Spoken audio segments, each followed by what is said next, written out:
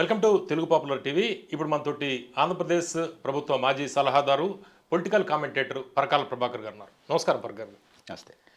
ఇప్పుడు పరకాల ప్రభాకర్ గారిని జాతీయ రాజకీయాలతో పాటు ఎన్నికల కమిషన్ తీసుకొచ్చిన సరుకు సంబంధించి వివిధ రాష్ట్రాల్లో దానికి వ్యతిరేకంగా ఆయన క్యాంపెయిన్ కూడా చేస్తున్నారు. అంటే ఇందులో జరుగుతున్న అవకల్ని ఆయన పబ్లిక్కి తెలియజేసే ప్రయత్నం చేస్తున్నారు. అయితే ఆంధ్రప్రదేశ్లో గత ఏడాది వచ్చిన ఫలితాల మీద ఆయన విశ్లేషణ ఏంటి, ఈ అంశాలు కూడా తెలుసుకునే ప్రయత్నం చేద్దాం. పరకాల ప్రభాకర్ గారు, ఇప్పుడు జాతీయ రాజకీయాల గురించి మనం మాట్లాడుతుంటే సర్కి సంబంధించి ఎన్నికల కమిషన్ తీసుకొచ్చిన స్పెషల్ ఇంటెన్సివ్ రివిజన్ సర్కి సంబంధించి మీరు వివిధ రాష్ట్రాల్లో ప్రచారం చేస్తున్నారు. అంటే ఇందులో చాలా అవకతవకలు జరుగుతున్నాయి, ప్రజాస్వామ్యం కూని అవుతుంది ఒక రకంగా, ఆ స్థాయిలో మీరు చెబుతున్నారు. దీనికి ప్రధానమైన కారణం ఏంటి, మీ అభ్యంతరాలు ఏంటి? ఇది చాలా ప్రశాంతంగా మాట్లాడుకోవాల్సినటువంటి విషయం అండి. ఇందులో కొన్ని లోతైన విషయాలు ఉన్నాయి. ఒకటి ఏమిటంటే, మామూలుగా ప్రజాస్వామ్యంలో ప్రజలు ప్రభుత్వంలో ఎవరుండాలి అని నిర్ణయిస్తారు. ప్రజలు ప్రభుత్వంలో ఎవరుండాలి అని నిర్ణయిస్తారు. ఈ ఎస్ఐఆర్ ద్వారా మనం ఏ దశకు వచ్చామంటే, ఇవాళ ప్రభుత్వం ప్రజలుగా ఎవరుండాలి అని నిర్ణయిస్తుంది. అంటే ఓటరు ప్రభుత్వంలో ఎవరుండాలని నిర్ణయించడం పోయి, ప్రభుత్వం ఓటర్లుగా ఎవరుండాలి అని నిర్ణయించేటువంటి దశకి ఈ ఎస్ఐఆర్ పట్టుకొస్తుంది. ఎలా పట్టుకొస్తుందంటే, ఎస్ఐఆర్ పేరు మీద ఎస్ఐఆర్ ఎందుకు చేస్తున్నామని చెప్తున్నారు. ఎన్నికల ఓటర్ లిస్టులో చాలా అవకతవకలు ఉన్నాయి. చనిపోయిన వాళ్ళ పేర్లు ఉన్నాయి, అక్కడ ఉండనటువంటి వాళ్ళ పేర్లు ఉన్నాయి, వలస వెళ్ళిపోయినటువంటి వాళ్ళ పేర్లు ఉన్నాయి, చొరబాటుదారుల పేర్లు ఉన్నాయి. ఒకే పేరు మీద ఒకటి కన్నా ఎక్కువ 5, 6, 10 ఓట్లు ఉన్నాయి. ఒకే ఇంటి అడ్రస్ మీద చాలామంది పేర్లు ఉన్నాయి. ఇవన్నీ చెప్తున్నారు. ఇవన్నీ ప్రతిపక్షాలు చేసిన ఆరోపణలే గతంలో. ఇలాంటివి జరుగుతున్నాయి. అందరూ చేశారు. నాలాంటి వాళ్ళు చేశారు, మీలాంటి వాళ్ళు చేశారు. ఇప్పుడు ఒకటి, పవన్ గారు ఎన్నికలకి వెళ్ళేటప్పుడు, ఎన్నికలలో ఉన్నటువంటి ప్రజాస్వామ్యంలో ఉన్నటువంటి దేశంలో ఓటర్ లిస్ట్ అనేది చాలా శుద్ధంగా ఉండాలి. ఇటువంటి ఉండకూడదు. అయితే ఇక్కడ 2 విషయాలు చూసుకోవాలి. ఒకటి, ఓటర్ లిస్ట్ మేము ఎస్ఐఆర్ ద్వారా దీన్ని పరిష్కరించాము, దాన్ని శుద్ధి చేసాము అన్న తర్వాత ఒకసారి ఎన్నికల ఈ ఓటర్ లిస్ట్ చూస్తే, మీకు ఒకే ఇంటి పేరు, ఒకే ఇంట్లో అదే చిరునామాలో 200 ఓట్లు ఉన్నాయి. బ్రెజిలియన్ మోడల్ పేరు మీద ఓట్లు ఉన్నాయి. ఒకే పేరు మీద 20 ఓట్లు ఉన్నాయి వివిధ బూతుల్లో. సుప్రీంకోర్టులో కేసు వేసినటువంటి వాళ్ళు, ఏమంటే 5 పోయారు అని ఓటర్ లిస్టులో తీసేశారు, ఇదిగోండి 5 అని చూపించారు. సో మృతులు కాకుండా జీవించి ఉన్న వాళ్ళ ఓట్లు కూడా తీసేశారు. సో దీన్ని బట్టి మనకి ఏమర్థమవుతుంది, ఎస్ఐఆర్ ఉద్దేశం అది కాదు. అంతే ఏంటది, ఏం ఉద్దేశం? ఇదైతే కాదు. దీన్ని ప్యూరిఫై చేసే ఉద్దేశం అయితే కాదు. ప్యూరిఫై చేసే ఉద్దేశం అయితే, మీకు ఒకే ఇంట్లో 200 ఓట్లు ఎందుకుంటాయి, ఒకే పేరు మీద 20, 30 ఓట్లు ఎందుకుంటాయి, బ్రెజిలియన్ మోడల్ పేరు మీద ఓట్లు ఎందుకుంటాయి, పోయారు అన్నవాళ్ళు మనుషులు బతికే ఉన్నారని చెప్పి సుప్రీంకోర్టులో నుంచి ఎందుకు చెప్పగలుగుతారు. ఇవన్నీ ఉన్నాయి అంటే దాని అర్థం ఏమిటి. తర్వాత కొంతమంది పేర్లు, రకరకాల పేర్లు, తండ్రి పేరు ABCDEFGH కూడా ఉన్నాయి. ABCDEFGH కాకుండా ఎలక్షన్ కమిషన్ ఆఫ్ ఇండియా తండ్రి భర్త అని కూడా ఉంది.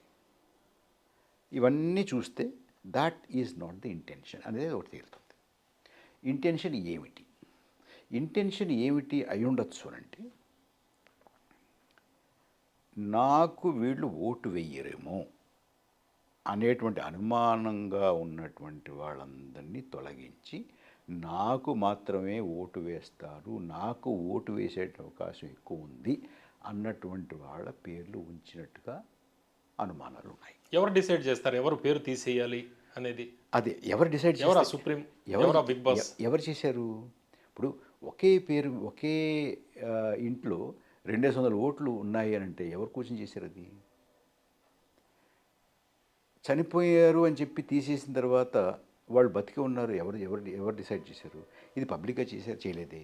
గ్రామసభ పెట్టి యాక్చువల్గా ఎలక్షన్ మాన్యువల్లో కాండక్ట్ ఆఫ్ రూల్స్లో ఓటరు లిస్టుని సవరించేటప్పుడు గ్రామసభ వార్డు సభలో పెట్టాలనేటువంటిది నియమం ఉంది. అంటే ఏం చేయాలంటే నేను ఓటర్ లిస్ట్ని సరి చేస్తున్నాను, ఇక ఓటర్ లిస్ట్ ఇప్పుడు ఇది ఉంది, పవన్ ఉన్నాడా? ఊళ్ళో వాళ్ళు ఆ గ్రామ సభలో చెప్తారు, లేదండి పవన్ ఎప్పుడు వెళ్ళిపోయింది, ఇక్కడ లేడండి అంటారు. లేదు నేనండి పవన్ ఉన్నానంటాడు. లేదా మీ చెల్లెలో మీ అమ్మగారో మీ తమ్ముడో, లేదండి మా ఊరు వెళ్ళాడు, ఎల్లుండి వస్తాడంటారు. అది ఉంచాలా తీసేయాలా అక్కడ డిసైడ్ చేస్తారు. అలాగా పారదర్శకంగా 10 మందిలోనూ పెట్టి చేస్తే ఇబ్బంది లేదండి. అలా కాకుండా అసలు ఎవరు చేస్తున్నారో తెలియదు, ఎక్కడ చేస్తున్నారో తెలియదు, ఎలా చేస్తున్నారో తెలియదు. ఇంకొకటి చూడాలి మీరు, బీహార్ తీసుకుందాం. బీహార్లో ముందు 65 లక్షల ఓట్లు తీసేశారండి. 65 లక్షల ఓట్లు తీసేసి అప్పుడు మాలాంటి వాళ్ళు అడిగారు, ఎవరు ఓట్లు తీసేశారు? ఎందుకంటే మీకు conduct of election rules, election commission rules ప్రకారం పవన్ ఓటు తీయాలి అని అంటే పవన్కి ఒక నోటీస్ ఇవ్వాలి. మీకు నోటీస్ వస్తుంది. మీరు లేరనుకోండి, మీరు ఆన్సర్ చేయరు. మీరు ఉన్నారనుకోండి, నేను ఉన్నానండి, నేను నా ఓటు తీయడానికి లేదు అంటే కంప్లైంట్ చేస్తారు కదా, పవన్ ఉండట్లేదు అని ఎవడో అంటాడు.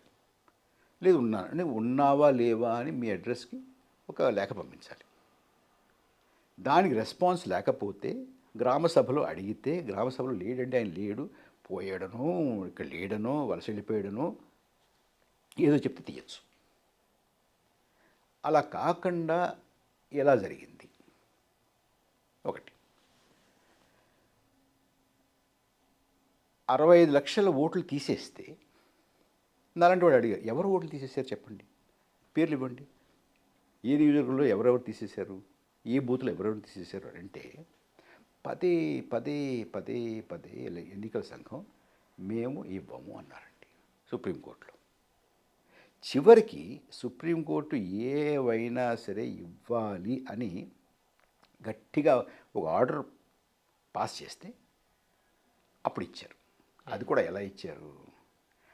ఈ 25 లక్షలు తీసే లిస్ట్ ఇవ్వాల, ఏ నియోజకవర్గంలో ఆ నియోజకవర్గంలో అక్కడ కలెక్టర్ ఆఫీస్లోనూ, సబ్ కలెక్టర్ ఆఫీస్లోనూ, ఆర్డీఓ ఆఫీస్లోనూ జాబితాలు పెడతాము, లేదు ఆ బూత్కు సంబంధించినటువంటి చోట జాబితా పెడతాము, వీళ్ళు చూసుకోవాలన్నారు. అంటే నువ్వు కానీ నేను కానీ ఇక్కడ కూర్చుని బీహార్లో ఎవరు ఓట్లు తీసేశారని చూడడానికి లేదు, ఆ ఊళ్ళలోకి వెళ్ళాలి మనం. అయినా కూడా కొంతమంది కష్టపడి అవన్నీ సేకరించి ఒక చోట పెట్టి చూస్తే నేను ఇలా చెప్పానే, ఇది బతుకున్న వాళ్ళవి చనిపోయారని తీసేయడం. ముఖ్యంగా ఒక 6 నెలల పాటు ఇది జరుగుతున్నప్పుడు అంతా కూడా ఎప్పటి నుంచో నెలల తరబడి ఎన్నికల సంఘం మాట్లాడదండి. మీకు పత్రికా భాషలో చెప్తే సోర్సెస్ అంటారు చూడండి, ఆ సోర్సెస్ వాళ్ళు చెప్పరు, వాళ్ళు చెప్పకుండా లీక్స్. ఆ లీక్స్లో సోర్సెస్లో ఏం చెప్పారంటే అనేక మంది చొరబాటుదారులు ఉన్నారు, విదేశాల నుంచి వచ్చేసి ఉన్నారు, వాళ్ళ తీస్తున్నాము అని అన్నారు. పవన్ గారు మామూలుగా బీహార్ నుంచి బయటికి వెళ్ళేవాళ్ళు ఎక్కువ, బీహార్లో ఏదో పామేసుకుందామని వెళ్ళేవాళ్ళు ఉండరు, మామూలుగా ఉన్న పరిస్థితి, ఆర్థిక పరిస్థితి కదా. అలాంటిది ఎవరో చొరబాటుదారులు వచ్చారు అన్నారు. చొరబాటుదారులు ఇక్కడ ఉండకూడనటువంటి వాళ్ళు ఉండి వాళ్ళు ఓటు హక్కు వినియోగించుకుంటారంటే మీకు ఇష్టం ఉంటుంది, నాకు ఇష్టం ఉంటుంది, సరే. అయితే వీళ్ళు ఈ 65 లక్షలు ప్రకటించి పేరు ఇది ఈ కారణం చేత తీసాము, పేరు ఇది ఈ కారణం చేత తీసాము అని ఇస్తారుగా, లిస్ట్ ఇస్తారుగా. ఒక్క పేరు ఎదురుగుండా ఈయన చొరబాటుదారుడు కాబట్టి, ఈమె చొరబాటుదారుడు కాబట్టి మేము తీసామని చూపించండి. అది కాదు కదా. సో చనిపోయిన వాళ్ళు కాదు, వలస వెళ్ళిన వాళ్ళు కాదు, ఒకే అడ్రస్ మీద బోర్డు మంది ఉంటే వాళ్ళు కాదు, ఒకే పేరు మీద 4-5 ఓట్లు ఉంటే అది కాదు, చొరబాటుదారులు కాదు. ఎవరిని తీశారు అంటే ప్రభాకర్ గారు, ఈ ఎస్ఎస్ఆర్ అనేది గతంలో ఉంది, స్పెషల్ సమ్మరీ రివిజన్. అంటే ఎవ్రీ టైం ఎలక్షన్ జరిగేటప్పుడు సమ్మరీ రివిజన్ లాగా చేస్తూ ఉంటారు ఓటర్లకు సంబంధించి. ఇప్పుడు అభ్యంతరాలన్నీ కూడా ఎస్ఐఆర్ తీసుకొచ్చాక, స్పెషల్ ఇంటెన్సివ్ రివిజన్ తీసుకొచ్చాకని అభ్యంతరాలు ఎక్కువగా వస్తున్నాయి, అంతే కదా? ఓకే. ఇప్పుడు మీరు ఎస్ఎస్ఆర్ గురించి ప్రస్తావించారు, సంతోషం. చాలామందికి ఎస్ఎస్ఆర్ ఉంటుందని కూడా తెలియదు. బీహార్లో పార్లమెంట్ ఎలక్షన్స్ అయిపోయిన తర్వాత అక్టోబర్ నుంచి మొదలుపెట్టి 2024 ఈ 2025 జనవరి వరకు ఎస్ఎస్ఆర్ చేశారు. అయిపోయింది. ఎస్ఎస్ఆర్ చేసిన తర్వాత ఎన్నికల సంఘం ఒక నోటిఫికేషన్ ఇచ్చింది. ఏముంది? మేము ఒక అధ్యయనాన్ని ఒక సంస్థ చేత చేయించాము. ఆ సంస్థ ఇంకా ఓటర్ లిస్టులో అవకతవకలు ఉన్నాయని అన్నారు. అంచేత స్పెషల్ సమ్మరీ రివిజన్తో పని జరగలేదు కాబట్టి స్పెషల్ ఇంటెన్సివ్ రివిజన్ చేస్తున్నాం అన్నారు. ఓకే, మాలాంటి వాళ్ళు అడిగాం, ఏ సంస్థ చేసింది, వారు ఇచ్చినటువంటి నివేదిక ఏమిటి, వాళ్ళు ఏం చెప్పారు?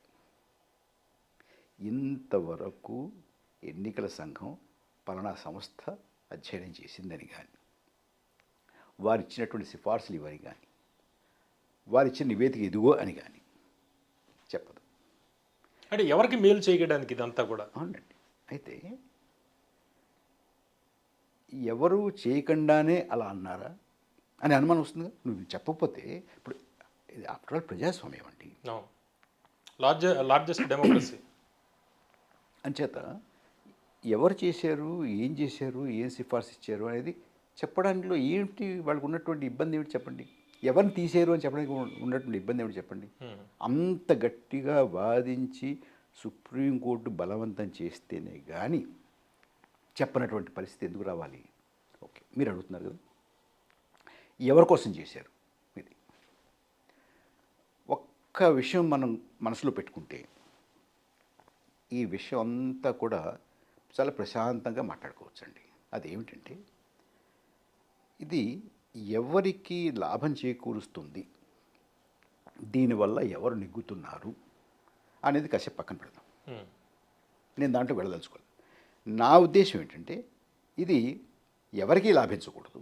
ఒకటి అంటే వాళ్ళకి లాభిస్తే నాకు అభ్యంతరం, పవన్కి లాభిస్తే పర్వాలేదా? కాదు. ఇందులో మనం చూడాల్సింది ఏంటంటే, ఈ ప్రక్రియలో దోషం ఉండకూడదు, అంతే. దోషపూరితమైన ప్రక్రియతోటి పవన్ నాకు కావలసిన వాడైనా నెగ్గితే నేను దాన్ని వ్యతిరేకిస్తాను. కేవలం నాకు నచ్చని వాడు నెగ్గితేనే ఈ దోషపూరిత ప్రక్రియ వల్ల నేను వ్యతిరేకిస్తాను అనేటువంటి అపోహ పెట్టుకోకండి. నాకు ఇప్పుడు మీరు బ్యాంక్ వెళ్తారండి, బ్యాంకుకు వెళ్ళి బ్యాంకులో మీరు డబ్బు వేస్తుంటారు, తీస్తుంటారు. అలాగే చాలామంది పెడతారు, తీస్తారు, వెళ్తారు, వేస్తారు, తీస్తారు. సాయంత్రానికి ఆ బ్యాంకు బ్రాంచ్ కట్టేటప్పటికి వేసింది తీసింది కరెక్ట్గా లెక్క సరిపోవాలి కదా. ₹1 తేడా వచ్చింది అనుకోండి, ఒకే రూపాయి తేడా వచ్చింది, పావలా తేడా వచ్చింది అనుకోండి, మీరు అక్కడ ఉన్నటువంటి క్యాషియర్ కానీ మేనేజర్ కానీ పావలే కదా పర్వాలేదులే అంటారా? అనడానికి లేదుగా. ఆ పావలా నేను ఇచ్చేస్తాను అంటే ఊరుకుంటారా? ఊరుకోకూడదుగా. అలాగే ఈ పావలాతో పెద్ద ఏమైందయ్యా అంటారా? అనడానికి లేదుగా. అంచేత మనం ఒక పద్ధతి పెట్టుకున్నప్పుడు, ఎన్నికల్లో ఇంతమంది ఓటర్లు వీళ్ళు కరెక్ట్గా ఉండాలి, రెండేసి పేర్లు రెండేసి చోట్ల ఉండడం అలా ఉండకూడదు, అది తీయాలి. ఎన్ని ఓట్లు వేశారో అన్ని ఓట్లు లెక్కించాలి. ఎన్ని ఓట్లు వేశారో లెక్కింపు ముందు చెప్పాలి, లెక్కింపు తర్వాత కాదు. లెక్కింపు తర్వాత విజేతల్ని ప్రకటించిన తర్వాత ఇన్ని ఓట్లు పడ్డాయన్నది లేదుగా. ఒప్పుకుంటారు? అది ఒప్పుకోం. మన స్కూల్ పీపుల్స్ లీడర్ ఉండేది మాకు స్కూళ్ళల్లో, దానికి కూడా ఒప్పుకుందాం మనం. కానీ అటువంటి ప్రక్రియ జరిగి అది ఎవరికి లాభించినా కూడా మనం దాన్ని ఒప్పుకోకూడదు. ఆ దృష్టితో చూస్తే ఈ జరిగిన ప్రక్రియలో దోషం అయితే ఉంది. ఈ పలానా వాళ్ళ కోసమే చేశారా, పలానా వాళ్ళకి లాభించిందా అనేది కాసేపు పక్కన పెడతాం. అయితే దీనికి కొంచెం ముందు ఇంకొక నేపథ్యం ఏంటంటే, ఈ దేశంలో ఇవాళ అధికారంలో ఉన్నటువంటి వాళ్ళకి ఒక ప్రత్యేకమైనటువంటి దృష్టికోణం ఉంది ఈ దేశం మీద. అదేమిటంటే, ఈ దేశం అందరికీ చెందినది కాదు, కొంతమందికి చెందినటువంటిది, ఒక మతానికి చెందినటువంటిది. మిగతా వాళ్ళు ఉంటే ఉంటారు, కానీ వాళ్ళు రెండవ తరగతి పౌరులుగా ఉండాలి అనేది ఒక దృష్టి ఉంది. ఎందుకంటే వాళ్ళు 47కి వెళ్ళి 47లో రెండు రెండు రెండు దేశాలుగా ఏర్పడింది కదా, రెండు మతాలకు రెండు దేశాలు ఉన్నారు కదా, మీరు ఇక్కడ ఎందుకుంటున్నారు? కొంచెం తేడా మాట్లాడితే మీకు ఉందిగా దేశం వెళ్ళండి అనేటువంటి మాట వస్తుంది ఇప్పుడు ఈ మధ్య. అది కొంచెం ఫ్యాషన్ కూడా అయింది అనుకోండి. కానీ మనకి 47లో మన స్వాతంత్రం వచ్చిన తర్వాత మనకున్నటువంటి విలువలు, ముఖ్యంగా సుదీర్ఘకాలం పాటు జరిగినటువంటి స్వాతంత్ర ఉద్యమం, వాటిల్లో వచ్చినటువంటి విలువలు, వీటిల్లో ఈ దేశం మిగతా దేశాలు ఎలా ఉన్నాయో పక్కన పెడదాం కాసేపు. ఈ దేశం మాత్రం అందరికీ చెందింది, అందరికీ ఇక్కడ సమానమైనటువంటి గౌరవం ఉంటుంది అనే ప్రాతిపదిక మీద ఏర్పడినటువంటి దేశం ఇది. ఇప్పుడు దాన్ని మారుద్దామనేటువంటి ప్రయత్నం ఉంది. దానికి citizenship amendment act, national register of citizenship, NRCCA పట్టుకొచ్చారు. దాని మీద చాలా పెద్ద వివాదం అయింది. అంత గగ్గులైపోతే ఇంక దాన్ని ముందుకు తీసుకెళ్ళలేకపోయారు, ఆపేశారు దాన్ని. నా ఉద్దేశంలో ఈ SIR అనేది దొడ్డిదోవన CAA NRC పట్టుకురావడం. ఎందుకంటే పవన్ గారు, మీ పౌరసత్వం తీయడం కుదరకపోతే ఏం చేయొచ్చు? నెక్స్ట్ బెస్ట్ థింగ్, పౌరుడికి దేశంలో ముఖ్యమైనటువంటి అతి ముఖ్యమైనటువంటి హక్కు ఏమిటి? ఓటు హక్కు. ఆ ఓటు హక్కు తీసిన తర్వాత ఇక పౌరసత్వం ఏముంటుందండి? అంచేత మీకు పౌరసత్వంలా కాగితమో లేకపోతే మరొకటో అలా ఉన్నా కూడా అందులో ఉన్నటువంటి గుజ్జును తీసేయడం, ఓటు హక్కుని తీసేయడం. సో NRCCAA విజయవంతం కాలేదు కాబట్టి ఈ SIR ద్వారా కొంతమంది నచ్చని వాళ్ళు, పేరు మార్చడం అంతే, నచ్చని వాళ్ళను, గిట్టని వాళ్ళను, ఇక్కడ ఉండకూడదు అనుకుంటున్నటువంటి వాళ్ళను, నాకు వీళ్ళు ఓటు వేయరేమో అని అనుమానం ఉంటేనో, వారు ఆదివాసీలు కావచ్చు, పేదవారు కావచ్చు, మైనారిటీలు కావచ్చు, రాజకీయంగా మీకు పడనటువంటి వాళ్ళు కావచ్చు, వారందరినీ డిజన్ఫ్రాంచైజ్ చేయడం, ఓటు హక్కు లేకుండా చేయడానికి చేసినటువంటి ప్రక్రియ అని నా అనుమానం, చాలామంది అనుమానం. అంటే ఇప్పుడు ఏమవుతుంది,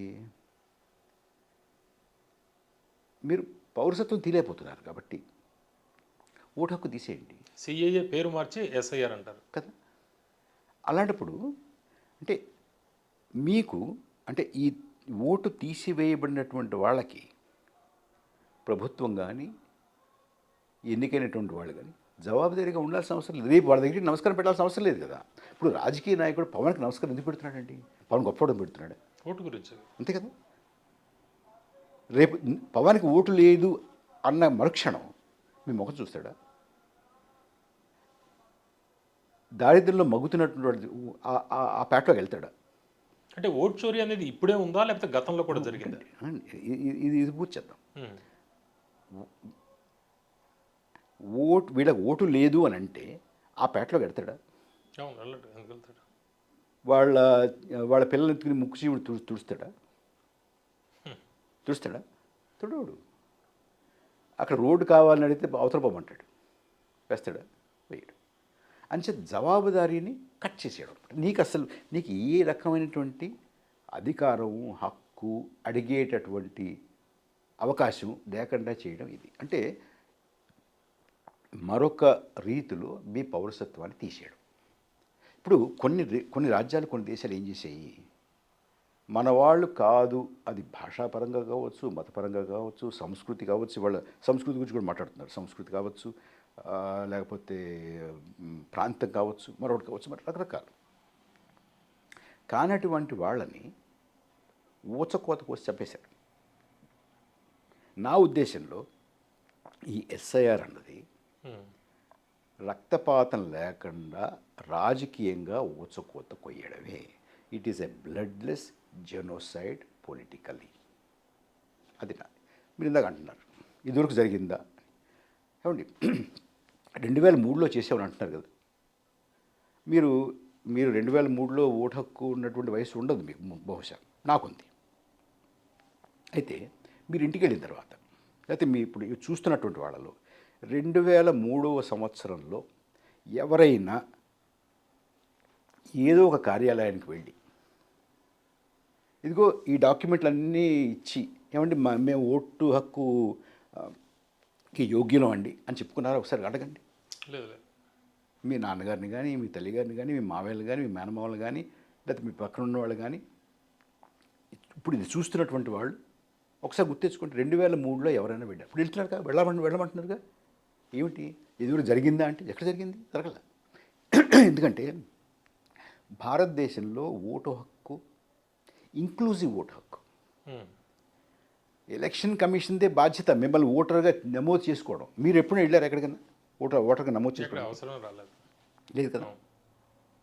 ఒకవేళ వాళ్ళు వచ్చి అక్కడ ఏమైనా చిన్న పొరపాట్లు జరిగితే మీరు ఆ ఫామ్ 6 ఏదో చేసి వెళ్ళి ఏమండి నాది లేదంటే ఆటోమేటిక్గా అయిపోయేది.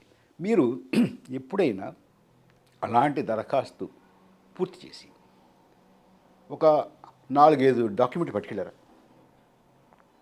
లేదుగా. మీ బర్త్ సర్టిఫికేట్ కానీ ఇంకోటి కానీ ఎప్పుడైనా పట్టుకెళ్ళారా? లేదు కదా. ఇవి ఏంటి కొత్తగా ఎందుకు పెట్టేది? సో ఒకటి ఇదివరకు జరగలేదా అంటే ఇలా జరగలేదు. చనిపోయిన వాళ్ళు పేర్లు తీయాలా వద్దా? తీయాలి. ఇక్కడ ఉండనటువంటి వాళ్ళ పేర్లు తీయాలా వద్దా? తీయాలి. ఒకే పేరు మీద 4 ఓట్లు ఉంటే తీయాలా వద్దా? తీయాలి. నేను కాదంట్లా. కానీ ఆ మిష మీద మీరు ఇవన్నీ చేస్తున్నారు కదా, అవి అసలు చేయలేదు. ఇప్పుడు మీకు తేట తెల్లమైంది ఏమిటి? చనిపోయిన వాళ్ళు అని పేరు చెప్పి కొంతమంది తీసేసారు, తేట తెల్లమైంది. 0 ఇంటి పేర్లు అనేక వందల వేలు ఉన్నాయి, మీకు తేట తెల్లమైంది. ఒక్క చొరబాటుదారు పేరు మీరు గుర్తించలేకపోయారు, తేట తెల్లమైంది. ఒకే పేరు మీద 20 చోట్ల ఓట్లు ఉన్నాయి, తేట తెల్లమైంది. మనకు సంబంధం లేనటువంటి బ్రెజిలియన్ మోడల్ పేరు మీద ఓట్లు ఉన్నాయి, తేట తెల్లమైంది. సో మీరు ఏం చేశారు ఇందులో? ఏం చేశారంటే బీహార్ తీసుకుందాం, జరిగింది కాబట్టి. బీహార్లో 7,81,82,00,000 ఓట్లు ఉన్నాయండి లోక్సభకి. అవి మీ ఎస్ఐఆర్ 65 లక్షలు తీసేసిన తర్వాత మళ్ళీ దాని గొడవ జరిగిన తర్వాత మళ్ళీ కొంతమందిని పెట్టి కొంతమంది తీసి కొంతమంది పెట్టి చివరికి ఎస్ఐఆర్ సక్సెస్ఫుల్గా పూర్తి చేసాము అని ఒక నోటిఫికేషన్ ఇచ్చారండి. అందులో 7,42,00,000 మందిని తేల్చారండి. 7,42,00,000 మందిని తేల్చిన తర్వాత ఒక 4-5 రోజులు తిరగకుండా ఇంకొక 1,50,000 మందిని సర్వీస్ ఓటర్లు పెట్టాము, అదనంగా చేర్చామన్నారు. అంటే ఇది సర్వీస్ ఓటర్లు లేరా? మన సైన్యంలో పనిచేస్తున్నటువంటి వాళ్ళు ఇదివరకు లేరా? ఉండాలిగా. మరి కొత్తగా పెట్టామంటే అంటే వాళ్ళు తీసేసాం ముందు, అది చెప్పరు. అయిన తర్వాత ఇంకోటి ఏం చేశారు, ఇది ఎప్పుడు చెప్పారు? ఇది చాలా ఇంపార్టెంట్. ఈ 1,50,000 మంది సర్వీస్ ఓటర్ని మేము చేర్చాము అని పోలింగ్ అయిపోయిన మర్నాడు చెప్పారండి. అవును, అప్పుడు బయటకు వచ్చింది ఆ తేడా వచ్చింది కదా అప్పుడు. అయితే ఆ తేడా అక్కడితో ఆగల. అది మేము సర్వీస్ ఓటర్లను పెట్టామని ఎప్పుడు అనాలి? పెట్టిన వెంటనే అనాలి. అంటే ఎన్నికల ఫలితాలు ఇచ్చిన తర్వాత అంటారా? కౌంటింగ్ అయిపోయిన తర్వాత అంటారు? కాదుగా. ఓకే, అది అన్నారు. అది అనక్షర అన్నారు కదా, యాడ్ అయ్యాయి కొన్ని, లాస్ట్ మినిట్ దాకా యాడ్ చేసుకునే అవకాశం ఉంటుంది అన్నారు. అది ఓకే, అది అన్నారు కదా. అంటే నామినేషన్ వేసే 10 రోజుల ముందు వరకు యాడ్ చేయొచ్చు అనేది మనకి రూల్ ఉంది. ఫస్ట్ ఒక లిస్ట్ వస్తుంది, తర్వాత యాడ్ అవుతుంది, అది సెకండ్ లిస్ట్. ఇప్పుడు స్పెషల్ ఇంటెన్సివ్ రివిజన్ అని అంటే సక్సెస్ఫుల్గా కంప్లీట్ అయింది అని అంటే ఇంకా ఎందుకు మిగలాలి? అవకాశం ఒకటి ఉండకూడదు అంటారు. పోనీ ఉంది అనుకుందామండి, ఎన్ని ఉండాలి? చిన్న చెతుకో ఉండాలి కదా. అది లక్షల్లో ఉండడానికి లేదుగా, 3 లక్షలు ఉండకూడదుగా. ఓకే, ఉంది అనుకుందాం కాసేపు, అది కూడా ఇద్దాం. అంటే మీరు రెండు దశలుగా జరిగిందండి ఎలక్షన్స్. 2 దశల్లోనూ కలుపుకుంటే మీకు 10 రోజుల ముందు వరకు చేరచ్చు. ఇది నామినేషన్ వేసే 10 రోజుల ముందు వరకు చేరచ్చు అంటే మీకు మొత్తం కలుపుకుని మీకు 10 రోజుల్లో 3,50,000 చిల్లర చేర్చారండి. ఉమ్. అంటే రోజుకి ఎన్ని ఓట్లు చేర్చారండి? సుమారుగా 35 లక్షల ఓట్లు చేర్చారు. అవునా? మేము అడిగేది ఏంటంటే, ఓటు చేర్చడానికి అప్లికేషన్ పెట్టుకోవాలి, అప్లికేషన్ దగ్గర రావాలి, ఎవరో మీలో ఒకడు వెళ్ళి దాన్ని వాకప్ చేయాలి. ఉన్నాడా లేడా, ఇది సరైన అప్లికేషన్ కాదా అని చెప్పి దాని మీద ఒక బిఎల్ఓనో మరొకలో రిపోర్ట్ రాయాలి. ఆ రిపోర్ట్ కొంచెం పై అధికారులు మీలాంటి వాడు ఎవరో చూసి ఇది కరెక్టే అని చెప్పి పెట్టుకోవాలి. మీరు రోజుకి 35,000 మందిని చేశారా? మీరు ఎవరి ద్వారా చేయించారు? ఎంతమంది డిప్లాయ్ చేశారు? చెప్పండి. తప్ప, అడిగితే తప్ప. సో చేశారు. అది అనుమానాస్పదం. అంటే ముందు మీరు 7,42 నుంచి 43.5కి చేసిన అనుమానం, తర్వాత ఇంకో 3 లక్షలు పెట్టడం అనుమానం. ఇదంతా అయిన తర్వాత పోలింగ్ అయిన రోజు మీరు ఏం చెప్పారు? 7,45,00,000 మంది ఓటేశారు అన్నారు. అవును. అవునా? సో 3 వచ్చాయి ఇక్కడ. ఎస్ఐఆర్ సక్సెస్ఫుల్గా అయిన తర్వాత ఒకటి, సర్వీస్ ఓటర్లు ఒకటి, మళ్ళీ ఈ 3,50,000 ఒకటి, పోలింగ్ ఇంతమంది పోల్ చేశారు అనేది ఒకటి అయిందా? అందులో మళ్ళీ ఏం చెప్పారు? ఇందులో పోస్టల్ బ్యాలెట్ లేదు, మరొకటి లేదు. పోస్టల్ బ్యాలెట్ ఎప్పుడు వస్తుందండి? ముందే వస్తుంది. అందరూ వస్తుంది. మీరు కౌంటింగ్ అయిన తర్వాత రాదుగా. సో పోస్టల్ బ్యాలెట్ వేసేటువంటి అర్హత ఎవరికి ఉంటుంది? ఆల్రెడీ ఓటర్ లిస్టులో ఉన్నవాళ్ళకి ఉంటుంది. అది అదనంగా రాదుగా. అవును. సో దాన్ని అదనంగా ఎలా చూపిస్తారు మీరు? అందులోనే చూపించాలిగా. సో అక్కడ వేరే ఫిగర్ వచ్చింది. అయిపోయిన తర్వాత పవన్ గారు ఇంకా ఆశ్చర్యం, ఇంకా అవ్వలేదు కథ.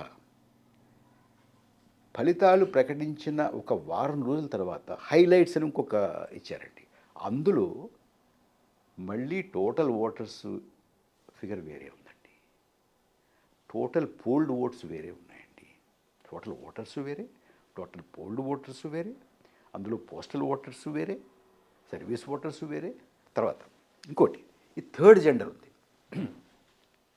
థర్డ్ జెండర్ కూడా కల్పించాం కదా ఓటు హక్కు. థర్డ్ జెండర్ని మెన్షన్ చేయొచ్చు, స్త్రీ కానీ పురుషుడు కానీ కాకుండా కూడా మెన్షన్ చేయొచ్చు. మీరు మొట్టమొదట పోలింగ్, రెండో దశ పోలింగ్ కూడా అయిపోయిన తర్వాత మీరు ఇచ్చినటువంటి ఫిగర్స్లో this doesn't include third gender అన్నారు. నాకు ఒక్క విషయం చెప్పండి, మీరు థర్డ్ జెండర్కి వేరే క్యూ పెట్టారా? వేరే బూతులు పెట్టారా? లేదుగా. సో మీరు మనందరం కలిసి ఓటేస్తే ఇందులో పవన్ లేకుండా పెట్టాను అని ఎలా అనగలటండి ఎవడైనా? అనగలట. సో థర్డ్ జెండర్ లేకుండా ఎలా కౌంట్ చేసావు నువ్వు? అసలు ఇది ఏ ప్రజాస్వామ్యంలోనైనా దీన్ని ఒప్పుకుంటారు. నేను ఎవరు లాభపడ్డారు, ఎవరు నెగ్గారు అనేది అసలు వెళ్ళలేదు అందులోకి. అంటే ప్రభాకర్ గారు, గత ఏడాది జరిగిన ఆంధ్రప్రదేశ్ ఎన్నికల్లో కూడా ఇటువంటి ఆరోపణలే చాలా వచ్చాయి. అంటే ఓట్ల చోరీ జరిగింది, ఓట్ల టోటల్ నెంబర్ ఆఫ్ ఓట్స్, అదేవిధంగా వీవీప్యాడ్ల మీద కూడా చాలా ఆరోపణలు వచ్చాయి. మీరు దాని మీద మీ విశ్లేషణ ఏంటి? అది గమనించారా మీరు? గమనించారండి. ఇప్పుడు మీరు చూడండి, 2024 లోక్సభ ఎన్నికల్లో ముందు మీకు ఓవరాల్గా దేశవ్యాప్తంగా ఉన్నటువంటి ఒక చిత్రాన్ని మీకు టూకీగా చెప్తాను. తర్వాత మన రాష్ట్రం గురించి, మన పొరుగు రాష్ట్రం తెలంగాణ గురించి, ఆ పొరుగు రాష్ట్రం తమిళనాడు గురించి, ఇటువైపు పొరుగు రాష్ట్రం కర్ణాటక గురించి, కేరళ గురించి కూడా చెప్తాను. కొంచెం ఓపిక ఇవ్వనండి, ఎందుకంటే ఇది సెన్సేషనల్గా మాట్లాడుకోవాల్సిన విషయాలు కావు. కొంచెం గంభీరంగా, నిదానంగా మాట్లాడుకోవాల్సినటువంటివి. మేము ఒక బృందంగా ఏర్పడి, ఓట్ ఫర్ డెమోక్రసీ అనే బృందంగా ఏర్పడి, ఎలక్షన్ కమిషన్ ఇచ్చినటువంటి గణాంకాల ఆధారంగా ఒక నివేదిక తయారు చేసామండి. ఆ నివేదికలో ఏం తేలింది? మేము ఒక రకంగా చేసాము, association for democratic reforms ADR వాళ్ళు ఒకటి చేశారు. అది కూడా చెప్తాను మీకు సమయం ఉంటే, టూకీగా చెప్తాను. మేము చేసినటువంటి విశ్లేషణలు, వాళ్ళు ఇచ్చినటువంటి ఫిగర్స్, వాళ్ళ వెబ్సైట్లో ఉన్నటువంటి ఫిగర్స్,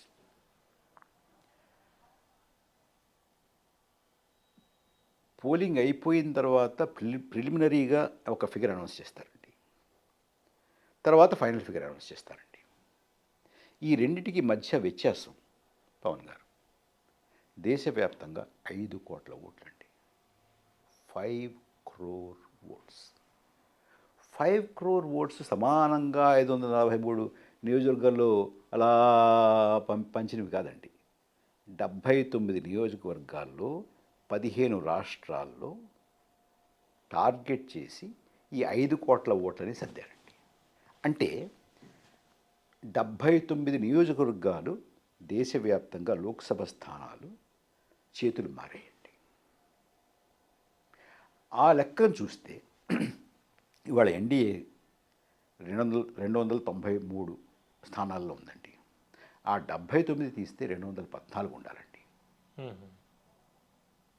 293లో ఉంది. 79 అందులోంచి తీసేస్తే 214లో ఎన్డీఏ ఉండాలండి. ప్రతిపక్షం 234లో ఉందండి ఇవాళ.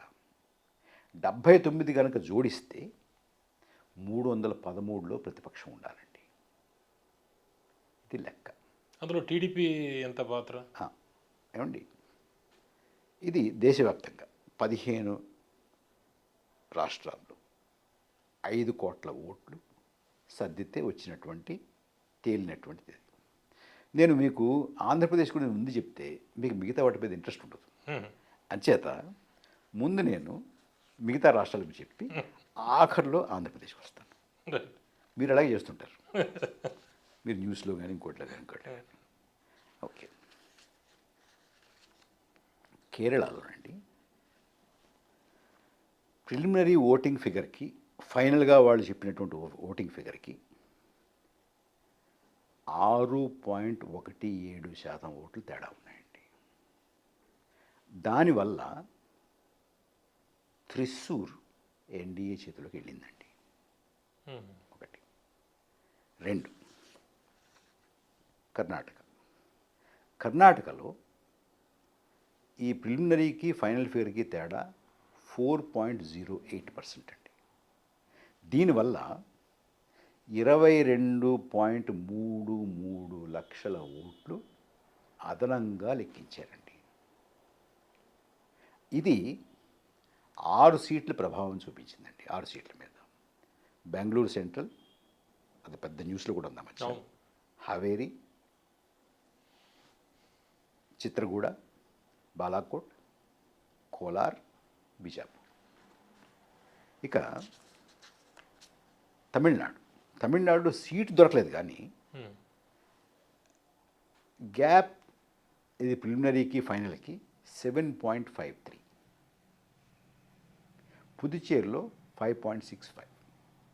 దానివల్ల ఏమైంది, అంతకుముందు ఎన్డీఏకి ఉన్నటువంటి ఓటు శాతం ఇదే గ్యాప్ సరిగ్గా పెరిగిందండి. ఓకే, అంటే మాది అక్కడ పెరుగుతోంది అని చూపించుకోగలిగారు. అలా వచ్చింది. ఇక మన పొరుగు రాష్ట్రం తెలంగాణలో గ్యాప్ 4.28%. అంటే 14,22,000 ఓట్లు తేడా వచ్చిందండి. అంటే మొత్తం రాష్ట్రంలో నియోజకవర్గానికి 86,637 వచ్చాయండి. అది 3 స్థానాల్లో చాలా ప్రత్యక్షమైన ప్రభావం చూపించింది. అంటే రిజల్ట్ మార్చిందండి. మహబూబ్ నగర్, మెదక్, సికింద్రాబాద్. ఓకే, ఇక మన ఆంధ్రప్రదేశ్ వద్దాం. ఇవన్నీ చెప్పే మీరు వింటారని చెప్పాను. ఇది చెప్తే అది వినరు మీరు. మనకి అస్సలు ఎక్స్ట్రాడినరీ గ్యాప్ అండి. 12.54% ప్రిలిమినరీకి ఫైనల్కి. 12.54% comes to 49 lakh votes throughout the state. అంటే నియోజకవర్గానికి 1,96,000 ఓట్లు. ఇవి 7 సీట్లు చేతులు మారాయండి దీనివల్ల. ఏ సీట్లు అవి? ఒంగోలు, కర్నూలు, నంద్యాల, హిందూపూర్, అనంతపూర్, నర్సరావుపేట, ఏలూరు. అంటే ఇది జరగకపోతే అక్కడ ఓడిపోయేవాళ్ళు అంతే కదా. ఇప్పుడు నేను చెప్పిన రాష్ట్రాలన్నీ కూడా ఇది జరగకపోతే అనుమానాస్పదం. అంటే ఇది అంటే మామూలుగా కూడా నెగ్గేవారేమో, కానీ ఇది జరిగింది అని చెప్తున్నాను నేను. అంటే ఇప్పుడు మీరు చెప్పారు ఆంధ్రప్రదేశ్ విషయం చెప్పారు, తెలంగాణ విషయంలో చెప్పారు. తెలంగాణలో అసెంబ్లీ, లోక్సభ 2 వేరువేరుగా జరిగాయి. ఏపీ విషయంలో అసెంబ్లీ, లోక్సభ, పార్లమెంటు ఒకటేసారి జరిగింది. అంటే అసెంబ్లీలో దీని ప్రభావం ఎంతవరకు ఉందంటారు? నేను దాని అసెంబ్లీకి డ్రిల్ డౌన్ చేసి చూడలేదండి. హ్మ్. లోక్సభ మొత్తం మా గ్రూప్ అంతా ఇది ఆల్ ఇండియా గ్రూప్ కాబట్టి అసెంబ్లీ గురించి పెద్దగా మేము లోతుకు వెళ్ళలేదు. బట్ అంటే మీకు ఇది జరిగింది అని అంటే 99.9% అది కూడా జరిగి ఉంటుంది అని అనుకోవచ్చుగా. హ్మ్. ఇది కేవలం ఇదే చేసారు చీకటి ఎందుకుంటారు, అదే ఉంటుంది కదా. ఎన్డీఏ కలిసి వెళ్ళింది కాబట్టి. వెళ్ళింది కాబట్టి ఓకే. హ్మ్. సో మీకు అంటే ఇప్పుడు పాయింట్ ఏంటంటే ఒకటి, ఏమండి మీరు అన్నీ 7 అంటున్నారు, 7లో 7 అంటే 49 తీసేసిన అదే ఉంటుంది కదా. అది పాయింట్ అది కాదు. అందుకే నేను మొట్టమొదటి చెప్పాను మీకు, గెలుపు ఓటములు కాసేపు పక్కన పెట్టండి, ఇది సమంజసమా అదే అడగండి అంతే. నేను అడిగేది అదే.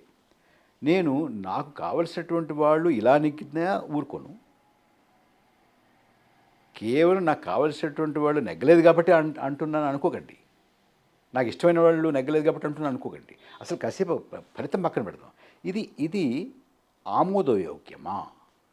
ప్రజాస్వామ్యంలో మీకు ప్రజలకి ఇది ఆమోదయోగ్యమా?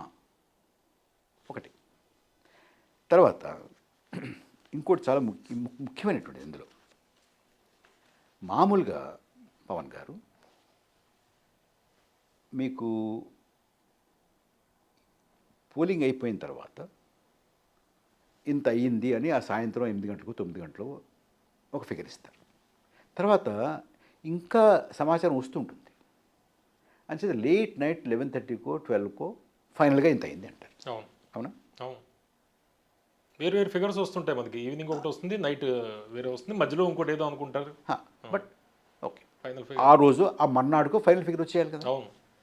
మీకు గుర్తుందో లేదు, 2024 లోక్సభ ఎన్నికల్లో ఫస్ట్ ఫేజ్ పోలింగ్ తర్వాత ఒక ప్రిలిమినరీ ఫిగర్ ఇచ్చి ఫైనల్ ఫిగర్ ఎప్పుడు ఇచ్చేది గుర్తుందా మీకు? 11 రోజుల తర్వాత ఇచ్చారు. 11 days. ఈ మధ్యలో ఏం జరుగుతుంది? ఏం జరిగింది తెలియదు. మరి చెప్పండి, ఏం జరిగింది మీరే చెప్పండి. Why did you take 11 days? Digital India కదా ఇది, విశ్వగురువు కదా. తర్వాత ఇప్పుడు పూర్వకాలం అండి, మా చిన్నప్పుడు ఏదన్నా నియోజకవర్గంలో ఒక గ్రామానికి, మా నాన్నగారు ఎన్నికల్లో పోటీ చేశారు, మా అమ్మ ఎన్నికల్లో పోటీ చేశారు, మాకు అందరికీ చిన్నప్పటి నుంచి తెలుసు. ఒక ఊరు వెళ్ళాలంటే రోడ్లు సరిగ్గా ఉండేవి కాదు. వెళ్ళి 2 ఎడ్ల బండి మీద వెళ్ళి కాలువల్లో దిగి వెళ్ళి అక్కడ ఉండి, అంటే ఆ 4-5 గ్రామాలు అక్కడ ఉన్నటువంటి ప్రచారం పూర్తి చేసుకుని రాత్రి ఎక్కడో పడుకుని మర్నాడు రావాల్సింది, కానీ ఏ రోజుకి ఆ రోజు వెళ్ళి వచ్చేసేటువంటి సౌకర్యం ఉండేది కాదు. అలాంటిది పోలింగ్ బాక్సులు కూడా మెడలోతు నీళ్ళల్లో ఇలా పైన పెట్టుకుని తీసుకెళ్ళి పెట్టేవాళ్ళు. ఇప్పుడు అలా ఎక్కడా లేదు కదా. తర్వాత మీరు ఎక్కడున్నా కూడా ఇంటర్నెట్ తోటి, యాప్ తోటి మీరు ఎంత పోలైందని చెప్పేచ్చు కదా, ఇది ఎలక్ట్రానికే కదా ఇది. ఇప్పుడు ఒక్కటే చెప్పండి నాకు, మీరు బ్యాంకుకి వెళ్ళి 100 రూపాయలు డిపాజిట్ చేస్తారండి, మీకు 14 రోజుల తర్వాత మీ అప్డేట్ అయితే ఊరుకుంటారండి? ఊరుకుంటారా? అంటే మీరు ఇంతగా చదువుతున్న వాటిలో ఎన్డీఏ అధికారంలో ఉన్న రాష్ట్రాల్లోనే ఇది జరిగిందా, లేకపోతే ఇతర రాష్ట్రాల్లో కూడా జరిగిందా? అది పక్కన పెడదామండి. ఏ రాష్ట్రంలో జరిగింది, ఎవరికి లాభం జరిగింది కాసేపు పక్కన పెట్టండి. ఇది ఆమోదయోగ్యమా అని అడుగుతున్నాను నేను, కాదు కదా. ఎవరు సమర్థించరు కదా. అంతే అంతే అన్ని అడిగేది అదే, అంతవరకే. అసలు దానికన్నా ముందు వెళ్ళాల్సిన అవసరం లేదు మనకి. ఇప్పుడు వీళ్ళకి జరిగిందా, దీనివల్ల వీళ్ళు నెగ్గారా వాళ్ళు నెగ్గారా పక్కన పెడదాం కాసేపు. పౌరుడిగా నా ప్రశ్న ఒకటే, ఇది ఆమోదయోగ్యమా? ఒకటి, 12.54% తేడా అనేది ప్రిలిమినరీకి ఫైనల్కి ఆమోదయోగ్యమా? ఫస్ట్ ఫేజు ఎన్నికలు అయిన తర్వాత, పోలింగ్ అయిన తర్వాత 11 రోజులకు కానీ మీరు ఫైనల్ ఫిగర్ చెప్పకుండా ఉండడం ఆమోదయోగ్యమా? సెకండ్ ఫేజు 4 రోజుల వరకు చెప్పకపోవడం ఆమోదయోగ్యమా? Third, fourth, fifth, sixth, seventh 4 రోజులు 5 రోజులు 4 రోజులు 5 రోజులు తీసుకోవడం ఆమోదయోగ్యమా? ఎంతకన్నా విచిత్రమైన విషయం చెప్తాను మీకు. మనకి జూన్ 1వ తారీఖు 7th ఫేజ్ పోలింగ్ అయిందండి, అయింది కదా. 4వ తారీఖు కౌంటింగ్ అండి, ఫలితాలు డిక్లేర్ చేశారండి, విన్నర్స్ డిక్లేర్ చేశారండి. 7వ ఫేజ్లో ఎన్ని ఓట్లు పడ్డాయి అని ఇప్పుడు చెప్పేది తెలుసా అండి? ఉమ్. 6వ తారీఖు చెప్పారండి. 1వ తారీఖు పోలింగా, 4వ తారీఖు లెక్కింప, ఎన్ని ఓట్లు పడ్డాయో 6వ తారీఖు చెప్తావా? ఇదేమి న్యాయం అండి? అంటే వీళ్ళు నెగ్గారు అని చెప్పి ఇన్ని ఓట్లు పడ్డాయని 2 రోజుల తర్వాత చెప్తారండి? ఒప్పుకుంటారు? అది ఆమోదయోగ్యం? మరి చేశారుగా. ఈ వీవీప్యాడ్లు డిస్ట్రాయ్ ఇదేంటి గొడవ లాస్ట్ ఎలక్షన్స్లో? అది ఎందుకు వచ్చిందంటే దాని గురించి మీకు చెప్పాలండి. ఇది ఇలా అయింది కదా, ఓకే. అయితే ఇందులోనే ఇంకొక 2 విషయాలు చెప్పి దాంట్లోకి వెళ్తాను. అంటే చాలామంది ఏమంటారంటే మరి అక్కడక్కడి నుంచి సమాచారం రావాలి కదా, టైం పడుతుంది కదా, 11 రోజులు పడుతుంది, 4 రోజులు పడుతుంది, 5 రోజులు పడుతుంది అంటారు. అలాగే ప్రిలిమినరీకి ఫైనల్కి తేడా ఉంటుంది. ఎందుకంటే ప్రిలిమినరీ ఎప్పుడు వస్తుంది? పోలింగ్ సమయం అయిపోయిన తర్వాత వస్తుంది. అయిపోయిన తర్వాత కూడా ఆ ప్రాంగణంలో ఉన్నటువంటి వాళ్ళందరూ కూడా ఓట్లు వేయాలి కదా. అది రాత్రి 8 అవ్వచ్చు, 9 అవ్వచ్చు, 10 అవ్వచ్చు, 11 అవ్వచ్చు కదా. కరెక్టే. భారతదేశ చరిత్రలో అంటే టెక్నాలజీ లేనప్పుడు, రోడ్లు లేనప్పుడు, రెండెడ్ల బండ్ల మీద పోలింగ్ బాక్సులు తీసుకెళ్తున్నప్పుడు, టెలిఫోన్ సౌకర్యాలు సరిగ్గా లేనప్పుడు, ట్రంక్ కాల్ బుక్ చేసి గట్టిగా అరిస్తే ఫోన్ లేకుండానే వినపడేటట్టు అంత అరవాల్సి వచ్చినటువంటి అలా ఉన్నప్పుడు కూడా ప్రిలిమినరీకి ఫైనల్ ఫిగర్కి ఎప్పుడూ కూడా 0.5% అంటే 0.5% మించి ఎప్పుడు తేడా రాలేదండి. ఇప్పుడు ఎందుకు వస్తుంది ప్రశ్న కదా. మీరు ఇందాక అడిగినటువంటిది. మహారాష్ట్ర తర్వాత మహారాష్ట్ర ఎన్నికలు జరిగాయండి. మహారాష్ట్ర ఎన్నికల్లో ఫలితాలు లోక్సభలో ఎన్నికల ఫలితాల కన్నా చాలా భిన్నంగా వచ్చాయి. అవును కదా. దానికి ఒకసారి ఏం జరిగిందో ఒకసారి చూస్తే కొంత దామే అర్థమవుతుంది మీకు. నవంబర్ 20వ తారీఖు మహారాష్ట్రలో పోలింగ్ జరిగిందండి, ఒక ఫేజ్. అందులో ప్రిలిమినరీకి ఫైనల్కి తేడా వచ్చింది సేమ్ ఇలాగే. ఎంత తేడా వచ్చింది? 65,97,000 అంటే 66 లక్షలు వచ్చింది తేడా. తేడా అంటే 6.80% వచ్చింది. సెకండ్ ఫేజ్లో 1.03% తేడా వచ్చింది ఫస్ట్ ఫేజ్కి సెకండ్ ఫేజ్కి. ఇది ఎక్కువే నేను చెప్పాను కదా, 0.5% ఉండేది మామూలుగా యావరేజ్. దీనివల్ల ఏమైంది? 6,30,000 ఓటు పెరిగింది. అంటే ఆ ముందుది ఇది కలుపుకుంటే 71 చిల్లర, 71 లక్షల చిల్లర రెండు. ఇంతతో ఆగలేదు. 10-11 గంటలు, ఇది కౌంటింగ్కి 10-11 గంటలకు ముందు కొత్త ఫిగర్ అనౌన్స్ చేశారు. ఓకే. అందులో ఇంకో 10 లక్షల ఓట్లు అదనంగా ప్రకటించారు. అంటే వెరస్ మీకు ఇవన్నీ కలుపుకుంటే 75,97,000 ఓట్లు చిల్లర, అంటే 76 లక్షల ఓట్లు అదనంగా ప్రిలిమినరీకి ఫైనల్కి తేడా వచ్చింది.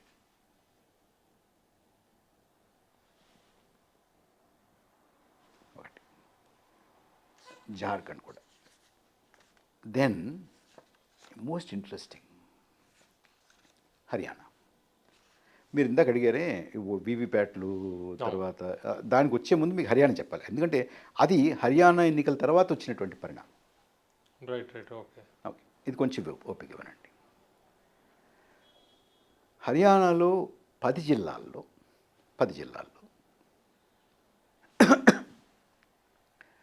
ఈ చెప్పినటువంటి హైక్ ఉందే, ఇది ప్రిలిమినరీకి ఫైనల్కి, అది సుమారుగా 10% ఉన్న చోట్ల ఆ 10 జిల్లాల్లో 44 స్థానాలుంటే 37 స్థానాలు ఎన్డీఏ గెలుచుకుందండి.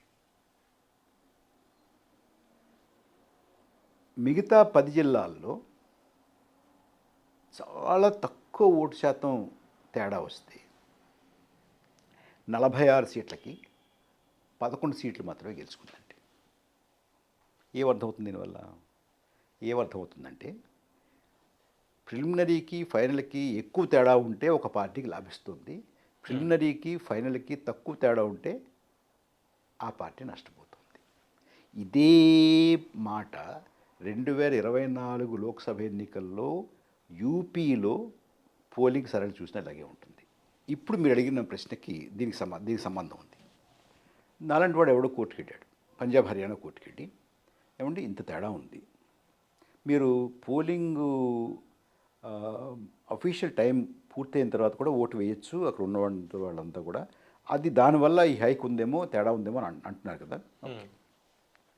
సరేనండి, కానీ మీకు కాండక్ట్ ఆఫ్ ఎలక్షన్ రూల్స్లో ఏం చెప్తారంటే, ఒకవేళ 5 గంటలకు అయిపోతే 5 గంటలకి, 6 గంటలకు అయిపోతే 6 గంటలకి, కొన్ని చోట్ల అది 6 గంటలకు ఎక్స్టెండ్ చేస్తారు కదా. క్యూ ఎక్కువ ఉంటే కొద్దిగా పెంచుతారు లోపల ఉండి. కాదు అఫీషియల్ టైం అయిన తర్వాత ఇంకా క్యూలో మిగిలిపోతే వాళ్ళు రాత్రి ఎంత లేట్ అయినా కూడా వాళ్ళందరూ ఓటు హక్కు వినియోగించేటటువంటి అవకాశం ఇవ్వాలి, ప్రొవైడెడ్. దానికి కండిషన్స్ ఉన్నాయి. ఏమిటి? ఒక పోలీస్ ఆఫీసర్ కానీ పోలింగ్ ఆఫీసర్ కానీ వచ్చి గేట్ ముయ్యాలి, మళ్ళీ కొత్త వాళ్ళు రాకండి. గేటు దగ్గర ఆఖరణ ఉన్నటువంటి వాళ్ళకి నంబర్ 1 స్లిప్ ఇవ్వాలి. ఓకే. బూత్కి దగ్గరగా అతి సమీపంలో ఉన్నటువంటి వాళ్ళకి లాస్ట్ నెంబర్ స్లిప్ ఇవ్వాలి. అంటే 1 రాగానే అయిపోయిందని లెక్క అనమాట. అక్కడ మళ్ళీ ఇంకోళ్ళు అక్కడ వచ్చారకండా ఓటేస్తారు. ఈ వచ్చి ఓటేసిన తర్వాత ఆ స్లిప్ చూపించి ఓటేయాలి. ఆ స్లిప్పులన్నీ కూడా జాగ్రత్త పెట్టాలి. తర్వాత ఇలా క్యూలో నుంచుని వాళ్ళు స్లిప్పులు పంచిపెట్టడం, స్లిప్పులు తీసుకుని వాళ్ళు క్యూలో నుంచోవడం, వీళ్ళందరినీ వీడియో తీయాలి. వీడియో ఎలా తీయాలి? వాళ్ళ ముఖాలు గుర్తించేలాగా వీడియో ఉండాలి.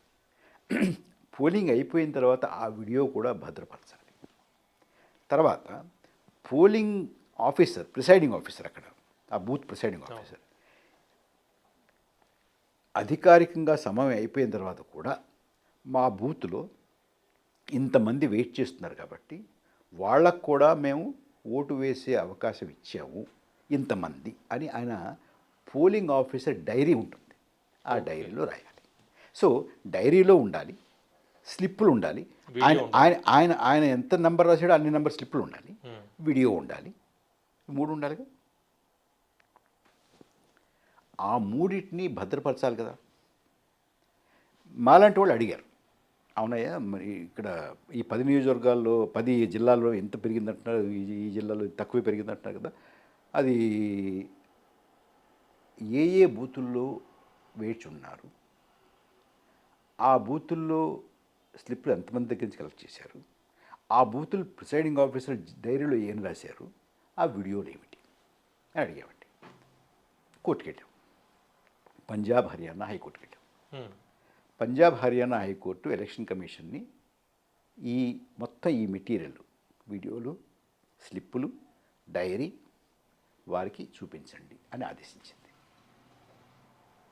ఆదేశిస్తే చూపిస్తారేమో అని బయలుదేరబోతుంటే 2 రోజుల్లో ఆఘమేఘాల మీద భారత ప్రభుత్వం ఒక ప్రత్యేక గెజిట్ నోటిఫికేషన్ జారీ చేసిందండి. ఏమని? ఇవేమీ ఇవ్వడానికి వీలు లేదు అని. 24 డిసెంబర్ 2024 తారీఖు గెజిట్ నోటిఫికేషన్. వై? ఎందుకు? మీరు అంత నిక్కచ్చిగా ఉండుంటే ఇదిగోనయ్యా ఇంతమంది వెయిట్ చేశారు, డైరీలు ఇంత రాశారు అని చూపించేయచ్చుగా. ఎందుకు రాశారు? ఎక్కువ తేడా ఉంటే ఎక్కువ నెగ్గుతున్నారు, తక్కువ తేడా ఉంటే తక్కువ నెగ్గుతున్నారు. 11 రోజులు మీరు ఎంత పోలింగ్ అయిందో చెప్పరు. 7వ ఫేజ్ ఎన్నికలు పూర్తయి లెక్కింపు అయిపోయి ఫలితాలు ప్రకటించిన తర్వాత ఎంతమందో చెప్తారు. బీహార్లోనేమో మీరు ఎస్ఐఆర్ తర్వాత ఒక ఫిగర్ అంటారు, తర్వాత ఇంకోటి అంటారు, పోలింగ్ తర్వాత ఒక ఫిగర్ అంటారు, హైలైట్స్లో ఇంకో ఫిగర్ అంటారు. అంటే బిల్లు కూడా అందులో భాగమైన సిఈ అండ్ ఈసీలకు సంబంధించి స్పెషల్గా బిల్లు తీసుకొచ్చారు, క్లాస్ 16. ఇది వాళ్ళను ఏమీ చేయలేము, ప్రత్యేక అధికారాలు వాళ్ళకి. అది అది అది చాలా ముఖ్యమండి. చట్టబద్ధంగా ఏం చేయలేము వాళ్ళని. అది ఇప్పుడు పవన్ గారు, మీరు తీసుకున్న నిర్ణయాల్ని ప్రశ్నించకూడదు, ఇప్పుడే కాదు మీ జీవితాంతం మేము ప్రశ్నించకూడదు అనేది ఏ ప్రజాస్వామ్యంలో అయినా. అంటే ప్రభుత్వాలు మారినా కూడా నెక్స్ట్ గవర్నమెంట్ ఎవ్వరు, అంటే ఈ చట్టం ఉన్నంతకాలం వారిని నువ్వు ఇలా ఎందుకు చేసేవు అని అడగడానికి కానీ వారి మీద కేసు పెట్టడానికి కానీ వాడిని ప్రాసిక్యూట్ చేయడానికి కానీ వాళ్ళని కోర్టుకు శిక్ష పడుతుందో లేదో అభియోగాలు రుజువు అవుతాయో లేదో పక్కన పెడదాం, అసలు కోర్టుకే తీసుకురావడానికి లేదు. ఇది ఆమోదయోగ్యమా ప్రజాస్వామ్యంలో? అలా చేశారు, ఇలా చేస్తున్నారు. ఒకటేమో ఈ ఓటర్లకు సంబంధించి నెంబర్ ఆఫ్ ఓటర్స్, ముందర ఓటర్ లిస్ట్ ఎంత, తర్వాత ఎంత, లాస్ట్కి ఫైనల్గా 11 రోజుల తర్వాత ఏ లిస్ట్ వచ్చింది, ఇది ఒక అనుమానం. రెండోది ఈ ఈవీఎం మిషన్లకి సంబంధించి చాలా ఆరోపణలు వచ్చాయి, వీవీప్యాడ్లు, వీటి మీద మీరు అదే ఇప్పుడు వీవీప్యాట్లు కాల్ చేస్తున్నారండి. ఇప్పుడు నాకు చాలామంది అడుగుతారండి, అవునయ్యా ఎంత జరుగుతుందయ్యా, ఎలా జరుగుతుంది చెప్పు, ఎలా జరుగుతుంది? ఈవీఎం ఎక్కడో కూర్చొని ఏమన్నా చేయొచ్చా అని అడుగుతున్నారు. పవన్ గారు, నేను ఒక అమాయకుడైనటువంటి పౌరుణ్ణండి, నాకు తెలియదు, నాకు టెక్నాలజీ తెలియదండి. మీరు పోలీస్ అనుకుందాం కాసేపు, ఇంకోటి కూడా చెప్తారు, మరి అక్కడ ఎందుకు నెగ్గారు, మీరు ఇక్కడ ఎందుకు నెగ్గారు, అలా మొత్తం నెగ్గేయచ్చుగా, అన్ని రాష్ట్రాలు తీసేసి. అదే అడుగుదాం అనుకుంది, ఎందుకంటే కర్ణాటకలో కాంగ్రెస్ ఉంది, తెలంగాణలో కాంగ్రెస్ ఉంది, మీకు జార్ఖండ్లో ఎన్డీఏ లేదు, హిమాచల్లో ఉంది, వెస్ట్ బెంగాల్ మమతా బెనర్జీ ఉంది, ఇలా వేరు అలాగే తమిళనాడు ఉంది. అవును, అది దానికి కూడా వస్తాం. మీరు అవకాశం ఇస్తున్నారు, చాలా సంతోషం. ఇప్పుడు నేను పోలీస్ స్టేషన్కి వెళ్ళానండి, మా ఇంట్లో దొంగలు పడ్డారండి అని చెప్పాను. మీరు పోలీస్ ఆఫీసర్, మీరు నన్ను ప్రశ్నించారు, ఏమని, మీ వీధిలో ఎన్ని ఇళ్ళు ఉన్నాయా అన్నారు. మా వీధిలో 10 ఇళ్ళు ఉంటాయండి. ఆ 10 ఇళ్ళు వదిలేసి మీ ఇంట్లోనే పడ్డాడా, ఎందుకు పడ్డాడు అంటే నేనేం చెప్తానండి? నేను చెప్పాల్సిన సమాధానం చెప్పండి. ఒకటి. రెండోది, పోనీ దొంగ పడ్డాడు అంటున్నావు, 9 ఇళ్ళు వదిలేసి నీ ఇంట్లోనే పడ్డాడు అంటున్నావు, ఓకే, ఏం పోయాయి? ఇది పోయింది, అది పోయింది, మొత్తం దొయలేదా? మొత్తం తెలియదండి, ఈ 4 పోయి. అంటే వచ్చినవాడు మొత్తం దగ్గర ఈ 4 ఎందుకు వస్తాడయ్యా, మిగతా ఎందుకు వదులుతాడు అని అడిగాడు. నేను సమాధానం చెప్పాలి దానికి. మీరు అలా అడుగుతున్నారు, అది ఎందుకు ఉంది, ఇది ఎందుకు ఉంది, ఇది ఎందుకు ఉంది, ఇది దగ్గర. ఒకటి. 2. మూడోది, ఎలా వచ్చి ఉంటాడంటో లోపలికి దొంగ, నేను చెప్పాలి అది. నా డబ్బులు పోయాయి, నా సొమ్ము పోయింది, కుయ్యో ముర్రో నా ఇంట్లో దొంగతనం జరిగింది అంటే మిగతా చోట్ల ఎందుకు జరగలేదు, నీ ఇంట్లోనే ఎందుకు జరిగింది, మొత్తం అంతా వదిలేసి ఈ 4 వస్తువులు ఎందుకు తీసుకున్నారు? అది దొడ్డువైపు నుంచి వచ్చాడా, ముందు నుంచి వచ్చాడా, ఈ పక్క నుంచి వచ్చాడా, ఆ పక్క నుంచి వచ్చాడా, పైనుంచి దూకాడా, గోడ దూకాడా, కిటికీలోంచి వచ్చాడా, నేను చెప్పాలి అది. దట్ ఈజ్ యువర్ జాబ్ కదా. అలా అడుగుతున్నారు మీరు నన్ను. అంటే ఇక్కడ వల్నరబుల్గా ఉన్నాయని ఈ స్టేట్స్లో జరిగిందా? అంటే ఇంకోటి ఉంది, ఇంకొక అంటే కొంతమంది ఇప్పుడు రాజకీయ పార్టీలు, కొంతమంది రాజకీయ నాయకులు, కొంతమంది దీన్ని ఎందుకు రేస్ చేయట్లేదు, రేస్ చేయకపోవడానికి వాళ్ళలోనే ఒక చిన్న అనుమానం.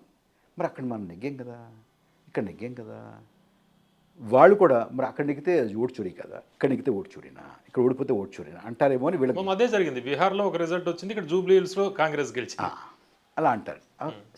అందుకే నేను మొట్టమొదటి ఏం చెప్తానంటే, మీరు అసలు విజేతల గురించి మాట్లాడకండి, కాసేపు ప్రాసెస్ గురించి మాట్లాడండి. ఓకే, ఇప్పుడు మీరు జూదం ఆడతారు లేదా తెలియదు, కానీ కనీసం ఆడేవాళ్ళ గురించి అని తెలుసు, చూస్తుంటారు, దాని పద్ధతి తెలుసు మీకు. ఇప్పుడు క్యాసినో ఉంటుందండి, క్యాసినోకి వెళ్తారు, మీరు కాస్తారు, వస్తుంది, రెండోసారి కాస్తారు, పోతుంది, మూడోసారి కాస్తారు, వస్తుంది, 4, 5, 6 పోతాయి, మళ్ళీ 7 వస్తుంది. దాంట్లో సూత్రం ఏంటంటే పవన్ గారు, ఆడేటటువంటి వాళ్ళలో ఆశ సజీవంగా ఉండాలి. ఆడిన ప్రతి ఆట ఓడిపోతే మర్నాడు మళ్ళీ రాడతను ఆడు. అందుచేత జూదగృహం క్యాసినో ఎలా ఆర్గనైజ్ అవుతుందంటే, మీరు నెగ్గుతారు, ఓడుతుంటారు, నెగ్గుతారు, ఓడుతుంటారు, ఒకటి నెగ్గుతారు, ఒకటి ఓడతారు, 2 నెగ్గుతారు, 3 ఓడతారు, చివరికి క్యాసినో లాభపడుతుంటుంది. At the end of the day సాయంత్రం వాడు బిజినెస్ కట్టేసేటప్పటికి బుక్ చూసుకుంటే మీకు ఉండదు, వాడికే ఉంటుంది లాభం. కానీ మీలో ఏముంటుంది, రేపు మళ్ళీ నేను నెగ్గుతాను అనే ఆశ మాత్రం సజీవంగా ఉంటుంది. అందుకు మళ్ళీ నెక్స్ట్ డే పెడతారు మీరు, లేకపోతే బిజినెస్ జరగదు. అంచేత ఇది చాలా సొఫిస్టికేటెడ్గా, మళ్ళీ నెగ్గుతామేమో, ఈసారి ఓడాము, ఈసారి ఓటమి ఎందుకు అని అంటే నా కంట్రోల్లో ఉన్నటువంటి మీడియాలో డిబేట్ జరుగుతుంటాయి. ఆ 4 నియోజకవర్గాల్లో సరైన క్యాండిడేట్లు పెట్టలేదండి వీళ్ళు. ఇక్కడ ఇలా చేశారండి, అక్కడ 10,000 ఇచ్చారు కాబట్టి నెగ్గారండి, ఇక్కడ 2,000 ఇచ్చారు కాబట్టి ఓడిపోయారండి. అది అలా జరిగిందండి, క్యాంపెయిన్ సరిగా లేదండి. అనేక కారణాలు అంటే అనేక కారణాలు గ్రహబలాలు కూడా చెప్తారు. అంటే నెగ్గినవాడు ఎందుకు నెగ్గాడో కొన్ని కారణాలు చెప్పేటువంటి విశ్లేషకులు ఉంటారు, ఓడినవాడు ఎందుకు ఓడాడో కారణాలు చెప్పేటువంటి విశ్లేషకులు ఉంటారు. అంచేత గెలుపు ఓటములు ఎలా జస్టిఫై చేయాలి అనే దాని మీద కూడా కొంత కసరత్తు జరుగుతుంది. అంచేతనే నేను మొట్టమొదటి ఏమంటున్నానంటే గెలుపు ఓటములు లాభ నష్టాలు పక్కన పెడదాం కాసేపు. 100 ఓట్లు పోలైతే 120 ఓట్లు లెక్కించడం అనేది సమంజసమా? అది ఎవరు నెగ్గుతారు ఎవరు ఓడితే పక్కన పెడతాం. 120 ఓట్లు నెక్కిస్తే ఏమండి మీరు చెప్పేదంతా చెప్తే ఎంత తేడా వస్తుంది? 40 సీట్లు. కానీ 40 సీట్లు కన్నా ఎక్కువ ఉంది కదా? కాదు, అసలు ఒక్క సీటు ఒక్క ఓటు కూడా తేడా రాకూడదు. అంచేత మీరు విజేతలు పరాజితుల్ని పక్కన పెడితే కాసేపు ఈ ప్రాసెస్ సరిగ్గా ఉందా లేదా. ఇప్పుడు కణన్ గోపీనాథన్ అని ఆయన కాశ్మీర్లో ఐఏఎస్గా ఉండేవారు, అక్కడ 370 పెట్టడంతో ఆయన దాంతో విభేదించి ఐఏఎస్కి రాజీనామా చేశారు. మీరు పేరు వినే ఉంటారు పేరు. ఆయన సైబర్ ఎక్స్పర్ట్, ఆయన టెక్నాలజీ చదువుకున్నటువంటి వాడు, ఐఐటి. ఆయన ఎలక్షన్ కమిషన్ వెబ్సైట్లని ఆయన సైబర్ సెక్యూరిటీ పాయింట్ ఆఫ్ వ్యూలో దాని సెక్యూరిటీని టెస్ట్ చేశాడండి. ఎలక్షన్ కమిషన్ సెక్యూరిటీ వాళ్ళ పోర్టల్స్ సెక్యూరిటీ స్కోర్ 15% అండి. 15 సార్. ప్రవీణ్ గారు ఒకటి అడుగుతుంది మళ్ళీ, 15% పోర్టల్ సెక్యూరిటీ ఉన్నటువంటి బ్యాంకులు డబ్బులు పెడతారా మీరు? ఎలా పెడతాం? పెట్టరు కదా. అంతకన్నా అమూల్యమైనటువంటిది విలువైనటువంటిది కదా మన ఓటు. 15% సెక్యూరిటీ ఉన్న పోర్టల్స్లో అది ఇవేం అనొచ్చు, ఇంకోటి అనొచ్చు. అటువంటి మెకానిజం తోటి మనం ఎలక్షన్ కమిషన్ నడపచ్చా? రెండోది, మీరు అక్కడ అలంద కర్ణాటకలో పొద్దున అంటే ఎవడో ఎక్కడి నుంచో ఏదో నెంబర్ల నుంచి మీరు ఓట్లు డిలీట్ చేశారు. అంటే మీ సైబర్ సెక్యూరిటీ ఎలా ఉందో చూడండి. సో ఇన్ని అవకతవకలకి వీలు కల్పించేటటువంటి ఒక సిస్టమ్ని ఏర్పాటు చేసుకుని ఇవాళ వీళ్ళకపోతే రేపు మీకు ఉపయోగపడుతుంది, లేకపోతే నాకు ఉపయోగపడుతుంది. అంటే ఈ మొత్తం దేశాన్ని మీరు ప్రజామోదం లేకుండా కూడా కేవలం దీనివల్ల అధికారంలో కూర్చోవచ్చు కదా ఎవరైనా. ఇవాళ వీళ్ళు రేపు ఇంకోళ్ళు ఒప్పుకోవాలా అని కాదు కదా. అది నేను మొట్టమొదటి నుంచి నాతో పాటు కొంతమంది పెడుతున్నటువంటి అభియోగం. ఓకే. పరకాల ప్రభాకర్ గారు, ఇప్పుడు ఆంధ్రప్రదేశ్కి సంబంధించి మనం మాట్లాడితే అమరావతి విషయంలో మీరు గతంలో అమరావతి విషాదం అని ఒక మీరు డాక్యుమెంటరీ కూడా రిలీజ్ చేశారు, 1 hour డాక్యుమెంటరీ. అయితే ప్రస్తుతం ఇప్పుడు చంద్రబాబు అధికారంలో ఉన్నారు, అమరావతి సెకండ్ ఫేజ్ కూడా భూసేకరణ జరుగుతుంది. నా ఉద్దేశంలో పవన్ గారు, నేను అమరావతి విషాదం, రాజధాని విషాదం అన్న అమరావతి విషాదం అంటే ఆంధ్రప్రదేశ్కి రాజధాని విషాదం ఉంది. నా ఉద్దేశంలో ఆ వేళ నేను డాక్యుమెంటరీ చేసినప్పుడు రాజధాని విషాదం అని పెట్టాను, క్యాపిటల్ ట్రాజడీ. ఆ విషాదం కొనసాగుతోంది. అది ఆ విషాదం కొనసాగుతోంది, మరింత కాలం కొనసాగేటటువంటి సూచనలు కనపడుతున్నాయి. ఎందుకంటే ఇప్పుడు రాజధానికి, ఇప్పుడు చంద్రబాబు నాయుడు గారికి ఒక విజను, మనం ఇలా చేస్తే బాగుంటుంది, అలా చేస్తే బాగుంటుంది, ఒక గ్లోబల్ సిటీ చేయాలి అనేది ఉండడంలో తప్పలేదండి. అంటే నా రాష్ట్రానికి బ్రహ్మాండమైన రాజధాని ఉండాలి, అమోఘమైన వైభవమైనటువంటి రాజధాని ఉండాలని నేను కోరుకుంటాను, మీరు కోరుకుంటారు, అందరూ కోరుకుంటారు. ఒక కళ. అది సింగపూర్లో ఉండాలా, న్యూయార్క్లో ఉండాలని పక్కన పెడదాం కాసేపు. అది రంగుల కళ. మరి ఒక మంచి రాజధాని కావాలి కాదంట. ఎంత భూమి కావాలి? ఇంత కావాలా, ఇంత కావాలా, ఇంత కావాలా, ఇంత కావాలా? ఎంతో కావాలి కదా. ఒక మాట అనుకోవాలి. ఇలాంటి ప్లానా, అలాంటి ప్లానా, అలాంటి ప్లానా, ఇలాంటి ప్లానా, దీనికి ఇంత, దానికి అంత, దానికి ఎంత, దీనికి ఎంత అని ముందు ఒక మాట అనుకున్నాగా. ఇప్పుడు మళ్ళీ దాన్ని పెంచడానికి ఏమిటి కారణం? దానికి సమాధానం చెప్పాలి. ఇది అసలు అక్కడ ఉండొచ్చా ఉండకూడదా అనేది ఒక వివాదం అండి. అది అది దీనికి అనువైనటువంటి, ఈ కట్టడాలకు అనువైనటువంటి ప్రదేశమా కాదా, ఆ మట్టి దానికి అనుకూలిస్తుందా లేదా, ముంపు ప్రాంతమా కాదా, ఇది మరొక వివాదం అండి. ఎంత కావాలి అనేది మరొక అంశం అండి. ఎంత కావాలి అనుకున్న తర్వాత మళ్ళింత కావాలి, మరింత కావాలి, మరింత కావాలి, ఫారెస్ట్ డీనోటిఫై చేయాలి, అది పట్టుకురావాలి, ఇది ఎక్కడ అవుతాం మనం? ఓకే, ఇది ఆర్గానిక్గా మనం ఇప్పుడు మీరు హైదరాబాద్ చూడండి, ఏదైనా చూడండి, ఇప్పుడు నడిబొడ్డులో ఉండాలి అనేటటువంటి రూల్ అయితే ఏం లేదుగా ఎక్కడన్నా. దేశంలో కానీ ఏ రాష్ట్రంలో కానీ రాజధానులు నడిబొడ్డు మీద ఉండవుగా, ఎక్కడో చోటు ఉంటాయి. అది చారిత్రకంగా ఇప్పుడు లండన్ బ్రిటన్కి నడిబొడ్డులో ఉందండి, లేదుగా. అమెరికాకి వాషింగ్టన్ నడిబొడ్డులో ఉంటుందా, లేదుగా. ఫ్రాన్స్కి ప్యారిస్ నడిబొడ్డులో ఉంటుందా, ఉండదుగా. పీకింగ్ నడిబొడ్డులో ఉంటుందా, బీజింగ్ నడిబొడ్డులో ఉంటుందా, చైనాకి ఉండదుగా. అది అది అది కాదు. కానీ మనం నడిబొడ్డులో ఉండాలనుకున్నాం, అనేక తప్పట్ల. ఓకే, నడిబొడ్డులో ఉండాలి. నడిబొడ్డులో సరిపోతుందా అది? ఆ నేల పనికొస్తుందా, పనికిరాదా, దాని మీద కూడా అభిప్రాయాలు ఉండొచ్చు. పంట పొలాల నుంచి చేయొచ్చా, దాని మీద అభిప్రాయం ఉండొచ్చు. అది ముంపు గురవుతుందా, దాని అభిప్రాయం ఉండొచ్చు. ఇవన్నీ కాసేపు పక్కన పెడితే నీకు ఎంత కావాలి?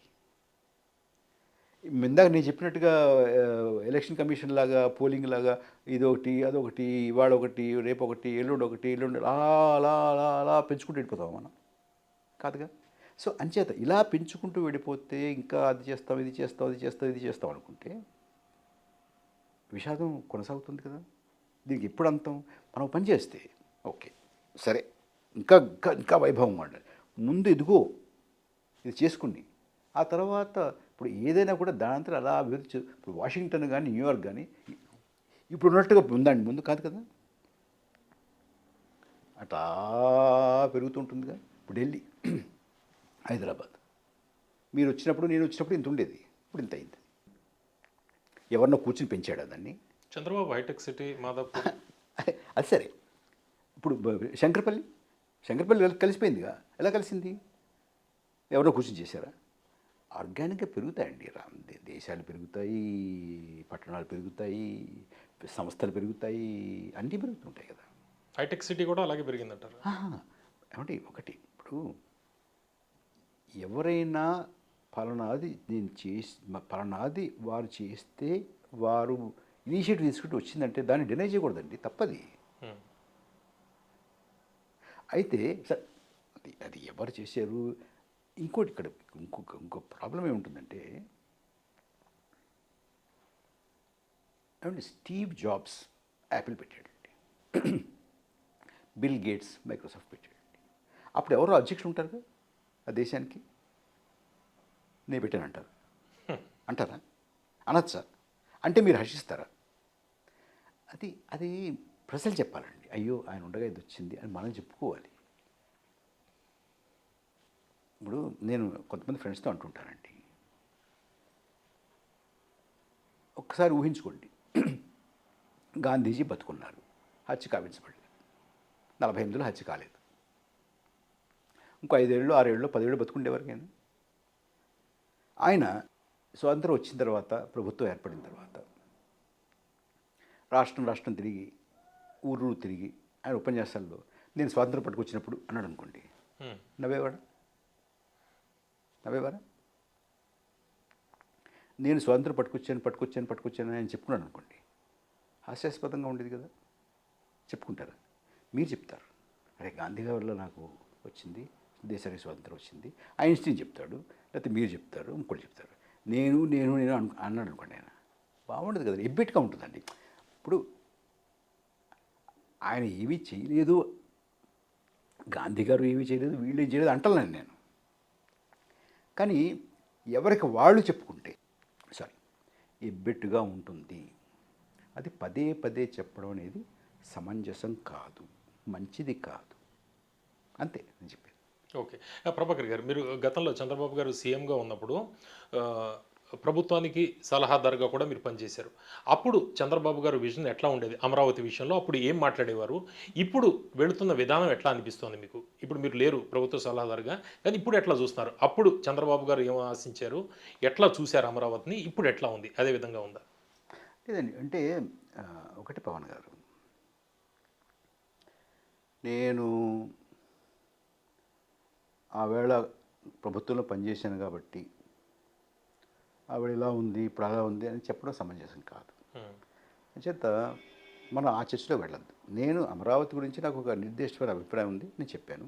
ఓవరాల్గా మనం ఎంతవరకు క్రెడిట్ తీసుకోవచ్చు, ఎంతవరకు మనకి మనకి మనకి జనం క్రెడిట్ ఇవ్వాలి అనే దాని మీద కొంచెం చెప్పాను. అంటే మీరు కోరుకుంటున్న రాజధాని ఏంటి? అంతే అంతే అంతవరకే ఉంచుకుంటే బాగుంటుంది. అంటే మీరు కోరుకుంటున్న రాజధాని ఎలా? రాజధాని ఎలా ఉంటే బాగుండేది? ఇప్పుడు మంచి రాజధాని ఉండాలి.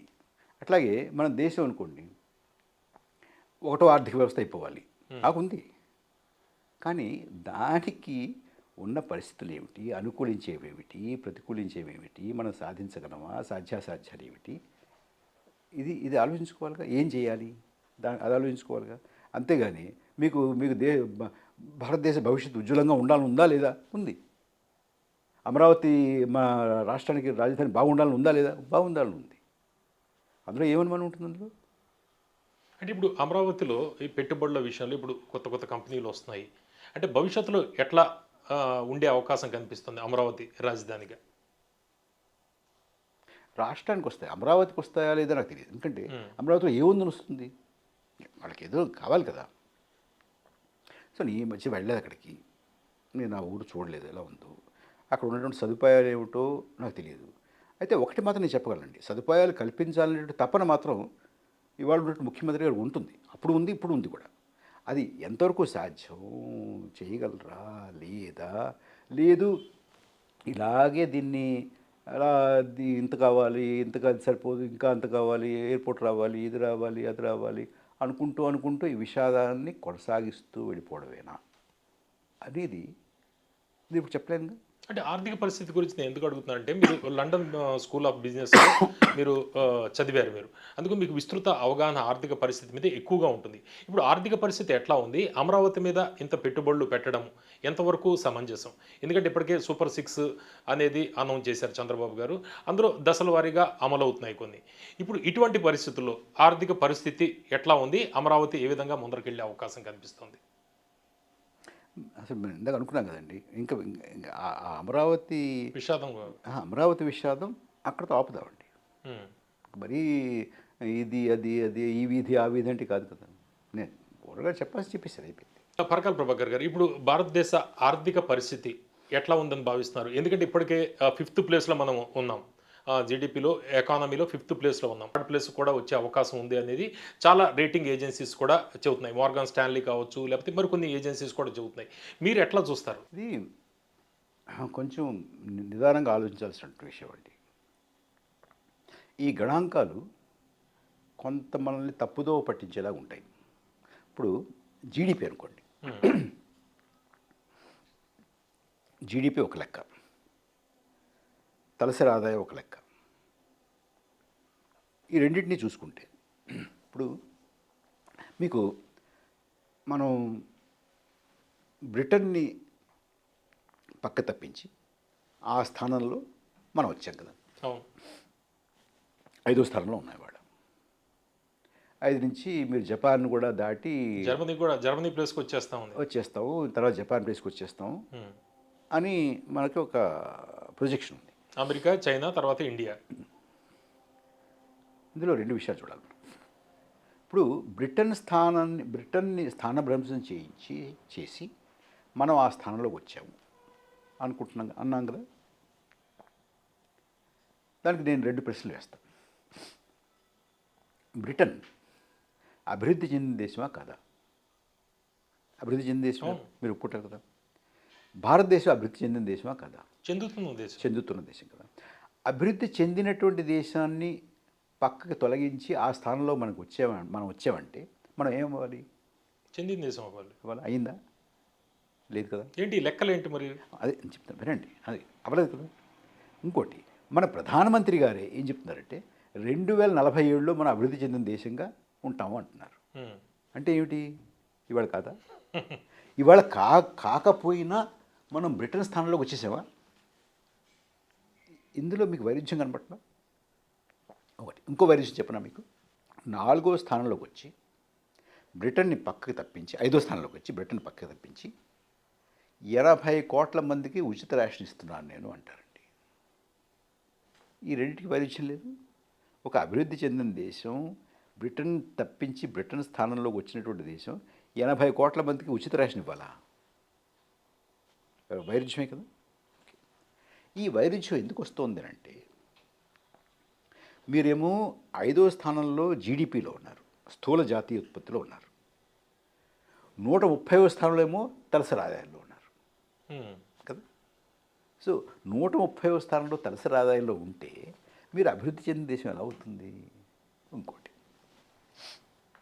మన జనాభా 147, 150 కోట్లు ఇంచుమించు. మన సెన్సెస్ లేవు కాబట్టి కరెక్ట్గా చెప్పలేం కానీ ప్రపంచంలో నెంబర్ 1. అయిందా? మనం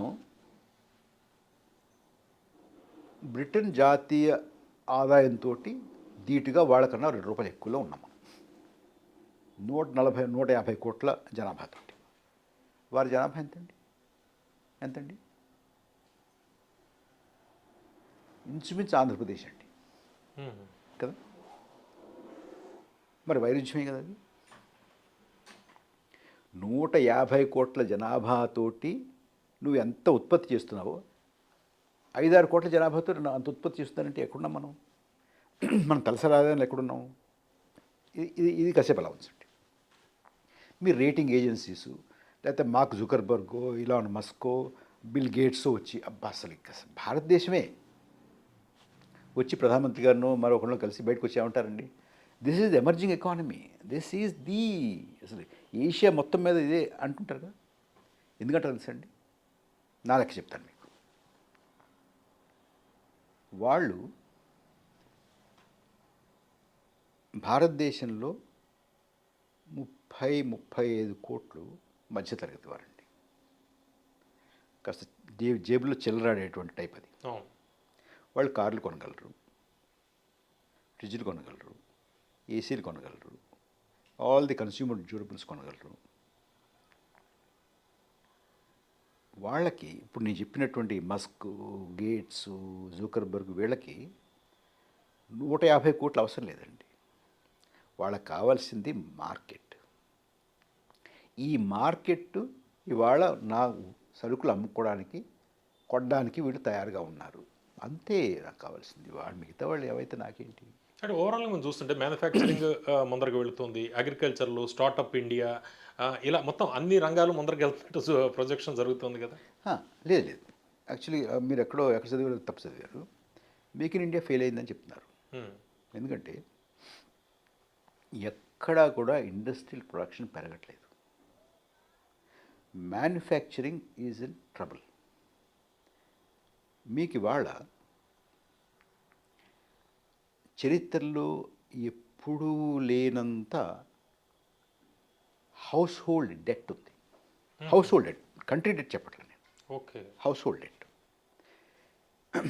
ఎప్పుడూ లేనంత తక్కువ హౌస్ హోల్డ్ ఇన్కమ్ ఉంది.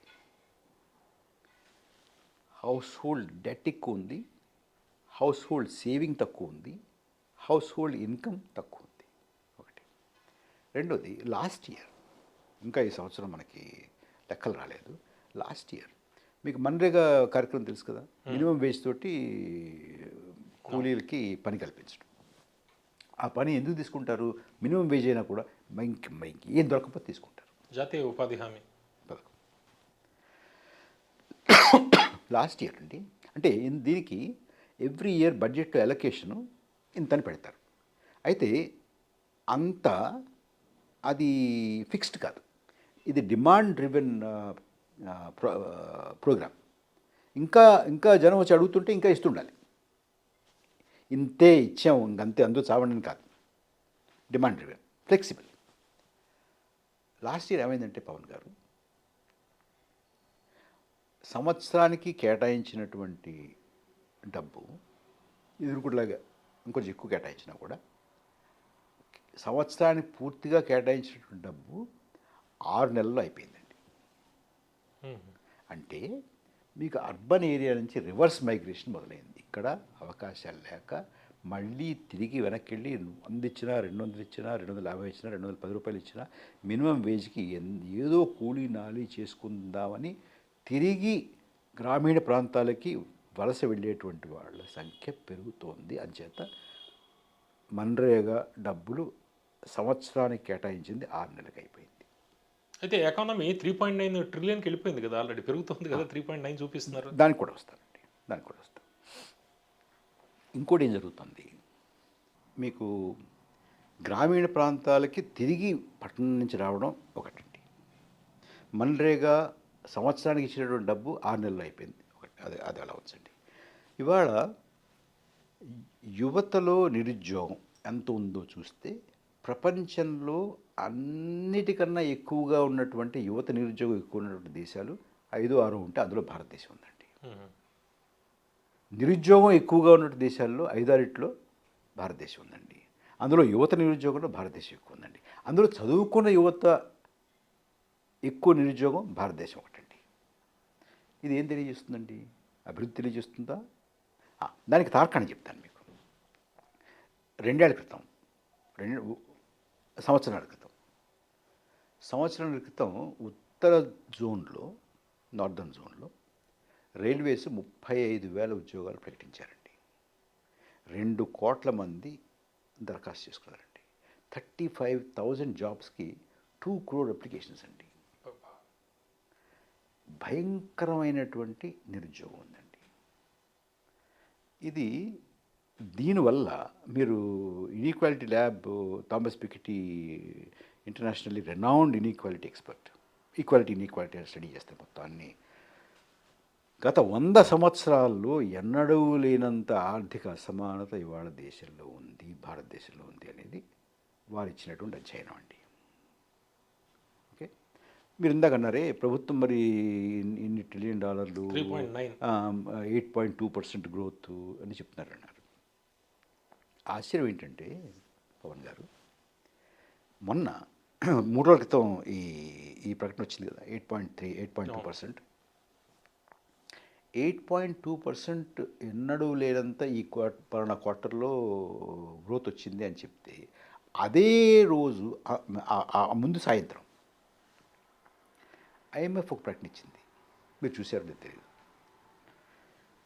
భారతదేశం ఇస్తున్నటువంటి గణాంకాలు నమ్మశక్యం కాదు, C గ్రేడ్లో పెట్టామన్నారండి. అన్నారా? ఏమిటి అర్థం ఏమిటి? నీ 8.2% ప్రపంచంలో నమ్మట్లేదు ఎవరు, మనం చెప్పుకుంటున్నాం అంతే.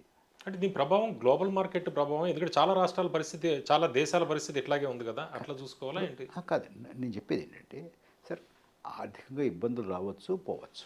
నేను దానికి కాదు. ఇప్పుడు ఆర్థిక ఇబ్బంది వచ్చిందంటే నీ వల్ల వచ్చింది, వీడి వల్ల వచ్చింది అంటాను నేను. వస్తాయి. అంటే గ్లోబల్ మార్కెట్ ఎంతవరకు ఇంపాక్ట్ ఉంది, అందులో మనం బయటపడడానికి నా పాయింట్ ఒకసారి వినండి. నా పాయింట్ ఏంటంటే, ఇబ్బంది ఉండకూడదు అనాలి నేను. ఇబ్బంది ఉండొచ్చు, గ్లోబల్గా ఉండొచ్చు.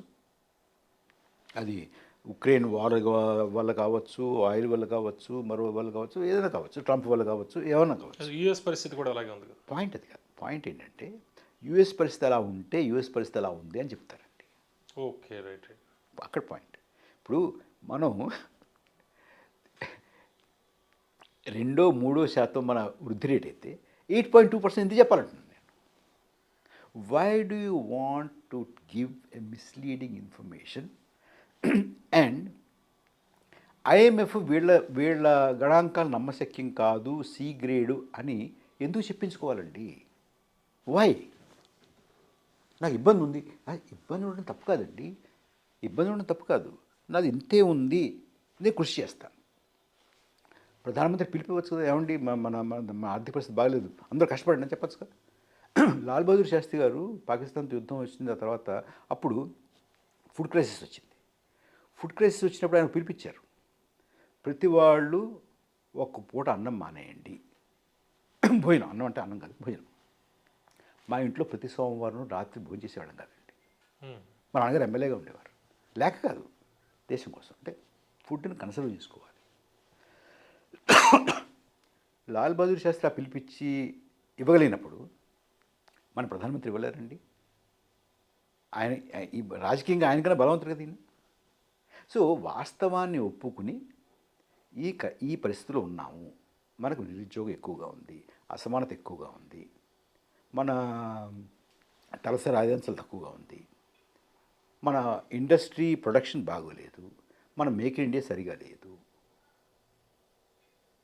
మనం కష్టపడాలి అని మాట చెప్పచ్చు కదండి. ఏం కాదు 8.2% అంటే దానివల్ల ఎవరికి లాభం? పోని నువ్వు చెప్పింది మనం భజన చేయొచ్చు, మన ప్రైమ్ మినిస్టర్ కాబట్టి, మన దేశం కాబట్టి. లేదు ఇలా కాదు అంటే మనల్ని ఏదో దేశద్రోహులు అనుకుంటాను భయం వేసి కూడా చెప్పచ్చు, అవును. అది పక్కన పెడదాం. కానీ అంతర్జాతీయంగా మనల్ని ఏమనుకుంటారండి? ఎందుకు మన పరువు పోవాలి? నా నా నా నా నా నా ప్రశ్నలో ఇదే. Why do we have to mislead? ఇంకోటి అసమానత. అప్పుడు మనకి 10 ఏళ్ళ 12 ఏళ్ల క్రితం 70 మంది బిలియనీర్లు ఉంటే ఇవాళ 190 మంది ఉన్నారండి. అవును. 190 మంది బిలియనీర్లు ఉండడం ఒక పక్క, 80 కోట్ల మంది ఫ్రీ రేషన్ తింటుండడం ఒక పక్క. అంటే గ్యాప్ అంతరం ఎక్కువ ఉంది. ఎందుకు కదా అసమానత, అంత అంత అంత అసమానత.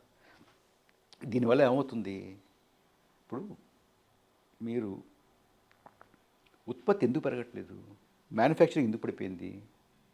మీకు అప్పుడప్పుడు ఎఫ్ఎంసీజీ కంపెనీస్ వాళ్ళు చెప్తుంటారు యాన్యువల్ రిపోర్ట్లో, అవును.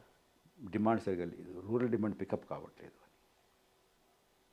ఎందుకు కావట్లేదు? ఆదాయాలు లేవు, ఉద్యోగాలు లేవు, అవకాశాలు లేవు, డబ్బు లేదు వాడి దగ్గర, పంటలు లేవు, డబ్బు లేదు, ఫ్రీ రేషన్. ఓకే, ఇది ఒకటి. అంచేత మీకు డిమాండ్ ఉండదు కాబట్టి, మార్కెట్ లేదు కాబట్టి మ్యానుఫ్యాక్చరింగ్ ఉండదు. Okay okay. అంతేగా, ఏం చేసుకుంటాడు వాడు? ఇంకోటి, మీకు 10 ఏళ్ల ముందు internal capital formation, internal investment, foreign investment పక్కన పెడదాం కాసేపు. ఇప్పుడు మీరు ఫ్యాక్టరీ నడుపుతున్నారండి, మీరు మళ్ళీ ఇన్వెస్ట్ చేస్తుంటారు కదా. అది ఇదివరకు 21-22% ఉంటే సంవత్సరానికి, ఇప్పుడు 15-16 పడిపోయిందండి. మీకు ఇన్వెస్ట్మెంట్ పడిపోతుంది. అండ్ మీ ధరల పెరుగుదల, నేను చెప్పాలా?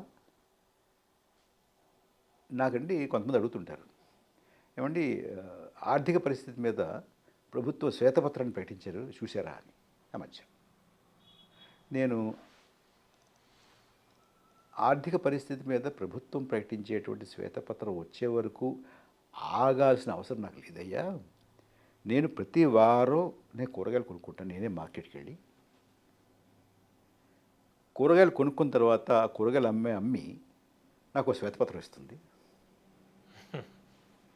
ప్రతి నెల, నిన్న వెళ్ళొచ్చాను, ప్రతి నెల నేను నా కిరాణా షాపింగ్ నేనే చేసుకుంటాను. బాలాజీకి వెళ్తాను ఇక్కడ మా ఇంటి దగ్గర. ప్రతి నెల నాకు వాళ్ళు ఒక శ్వేతపత్రం ఇస్తారు. సో నేను ఒక 3 నెలల క్రితం ఎంత పెట్టి టమాటా కొన్నాను, ఎంత పెట్టి బెండకాయ కొన్నాను, ఎంత పెట్టి దొండకాయ కొన్నాను, ఇవాళ ఎంత పెట్టుకున్నాను, కందిపప్పు ఎంత పెట్టుకున్నాను, ఇప్పుడు ఎంత పెట్టుకున్నాను, పెసరపప్పు ఇదివరకు ఎంత పెట్టుకున్నాను, ఇప్పుడు ఎంత పెట్టుకున్నాను, బియ్యం అప్పుడెంత ఇప్పుడెంత, నాకు అర్థమైపోతుంది కదా. సో ధరల పెరుగుదల విపరీతంగా ఉంది. మనకి ప్రభుత్వం చెప్పచ్చు ధరల పెరుగుదల, ద్రవ్యోల్బణం ఇంతే ఉంది. ఎందుకంటే ద్రవ్యోల్బణం దీన్ని బట్టి చూస్తారు అని లెక్కేస్తారు మొత్తం మీద ఆర్థిక శాస్త్రవేత్తలు, ప్రభుత్వంలో కూర్చున్న వాళ్ళు. అంటే అవి మీరు నేను కొనుక్కునే వస్తువులు కాదు, నేను బ్రహ్మ పదార్థం, అది బ్రహ్మ పదార్థం. ఓకే, ఇప్పుడు మనం కొనుక్కున్నటువంటివి పాలు కానీ, కూరగాయలు కానీ, మీ పిల్లల ఫీజులు కానీ, వైద్యం కానీ, మందులు కానీ, పెట్రోల్ కానీ ఎక్కడున్నాయండి? ఎక్కడున్నాయి కదా. మీరు ఇవాళ ఏ శ్వేతపత్రాన్ని చూడకుండా బజార్లోకి వెళ్ళి ఒక 100 రూపాయలు పట్టుకుని వెళ్ళి ఏదైనా కొనుక్కుని తెచ్చుకోండి, మీకు అర్థమైపోతుంది దేశ రాజ్యం. రూపాయి బలహీనపడ్డాం, 90 రూపాయలు దాటిపోయింది. దానికి కూడా కారణం అదే అంటారా? అంతే కదా మరి, అంతే కదా. ఇదివరకు ఇప్పుడు ప్రధానమంత్రిగా ఉన్నటువంటి వారు చెప్పేవారు బలహీన పడుతోందని, అంటే ప్రధానమంత్రి బలహీనంగా ఉంటే రూపాయి బలహీన పడుతుంది అన్నారు కదా. అవును. మరి ఇప్పుడు ఏమనుకోవాలి నేను? అంచేత ఆర్థిక పరిస్థితి పైకి కనిపించేటువంటి మిరుముట్ల గొలిపల లేదండి. అంటే జనం యొక్క లివ్డ్ ఎక్స్పీరియన్స్, వాళ్ళు జీవించేటువంటిది. మిరుమిట్లు లేవండలా నేను, మిరుమిట్లు ఉన్నాయి. అయితే మిరుమిట్లను చూసి ఇదే భారతదేశం ఇంతే, ఇలాగే ఉంది, చాలా గొప్పగా ఉంది అనుకోవద్దు అంటున్నాను. ఎందుకంటే నేను అక్కడక్కడికి వెళ్ళి అక్కడక్కడ లెక్చర్స్ ఇస్తుంటాను కదండి. ఒకసారి నేను పూణే వెళ్ళండి, Pune Gokhale institute of economics ఉంది కదా, అక్కడికి వెళ్ళి అక్కడ ఇచ్చాను. అక్కడ నాతో చదువుకున్నటువంటి ఒక ఆయన వచ్చాడు అక్కడికి. నాతోటి కాలేజీలో చదువుకున్నవాడు, యూనివర్సిటీలో చదువుకున్నవాడు కూడా ఉన్నారు అందులో.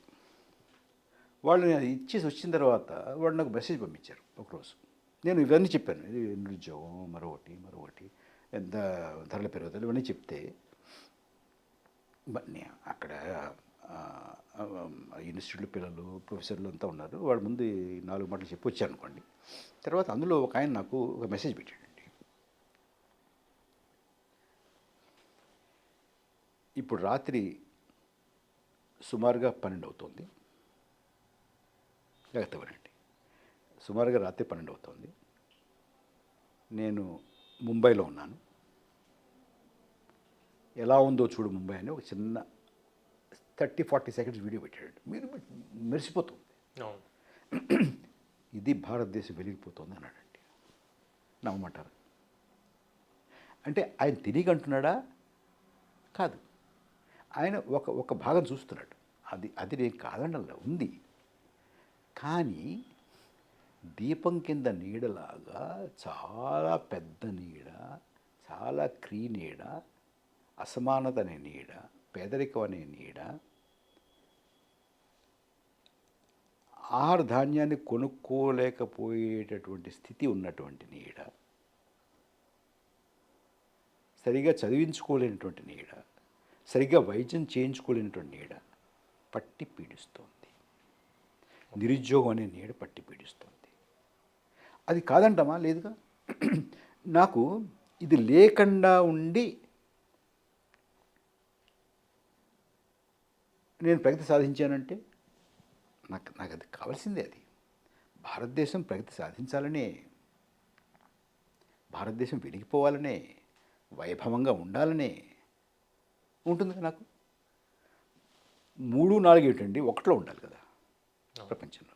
కానీ 1లో ఉండడానికి మనం ఏం చేస్తున్నాం? జనాభా చూస్తుంటే ఫస్ట్ ఉండాలి, ఫస్ట్ ప్లేస్ ఉండాలిగా. ఇప్పుడు మన తలసరి ఆదాయం 130లో ఎందుకు ఉండాలి? 129లో ఎందుకు ఉండాలి? 5లో నువ్వు అక్కడ ఉన్నప్పుడు పోనీ 6లో ఉండు, 7లో ఉండు, 8లో ఉండు, 10లో ఉండు, నాట్ 130. పరకాల ప్రభాకర్ గారు, మీరు గతంలో ఆంధ్రప్రదేశ్ ప్రభుత్వానికి సలహాదారుగా పనిచేసి ప్రజారాజ్యంలో చేశారు. పొలిటికల్ అనుభవం, అపారమైన అనుభవం ఉంది. అయితే మీరు ప్రత్యక్ష రాజకీయాల్లోకి ఎందుకు మీరు యాక్టివ్గా ఉండట్లేదు? కేవలం పొలిటికల్ కామెంటేటర్గా, లేకపోతే కొన్ని సోషల్ ఇష్యూ మీదే మీరు ఫైట్ చేస్తూ పరిమితం అయిపోతున్నారు ఎందుకు? నేను దీని గురించి ఆలోచించానండి. ఆలోచించి నాకేమనిపించిందంటే, పవన్ గారు, పౌర సమాజంలో ఆలోచన తీసుకురావాలి, పౌర సమాజంలో ఆలోచనని మార్చాలి, పౌర సమాజంలో మార్పు తీసుకురావాలి. దాని నుంచి రాజకీయాల్లో మార్పు వస్తుంది. రాజకీయ పార్టీల వల్ల కన్నా, పార్టీలో పనిచేయడం కన్నా పౌర సమాజంలో పనిచేస్తే దానివల్ల ప్రభావం ఎక్కువగా ఉంటుంది అనే ఆలోచన వచ్చిందండి నాకు. అంటే ప్రభుత్వంలో ఉండి చేయడం సాధ్యం కాదంటారా మీరు? ఎందుకంటే గతంలో చంద్రబాబు గారితో కూడా కలిసి చేశారు కాబట్టి మీరు అడుగు. దానికన్నా దీనివల్ల ఎక్కువ ఫలితం ఉంటుంది, ఎక్కువ ప్రయోజనం ఉంటుంది అనేది నా విశ్వాసం. అంటే గతంలో ప్రభుత్వం, ఏపీ ప్రభుత్వంలో చంద్రబాబు గారు సీఎంగా ఉన్నప్పుడు సలహాదారుగా చేశారు కదా, ఎందుకు మీరు కంటిన్యూ అవ్వలేకపోతున్నారు? అంటే ఎక్కడ గ్యాప్ వచ్చింది చంద్రబాబు గారు? వ్యక్తులతో కాదండి, నా ఆలోచనలో ఐడియాలజీ. ప్రభుత్వము, పార్టీల కన్నా పౌర సమాజంలో పని ఎక్కువ ప్రయోజనకారిగా ఉంటుంది అనేది నా ఆలోచన.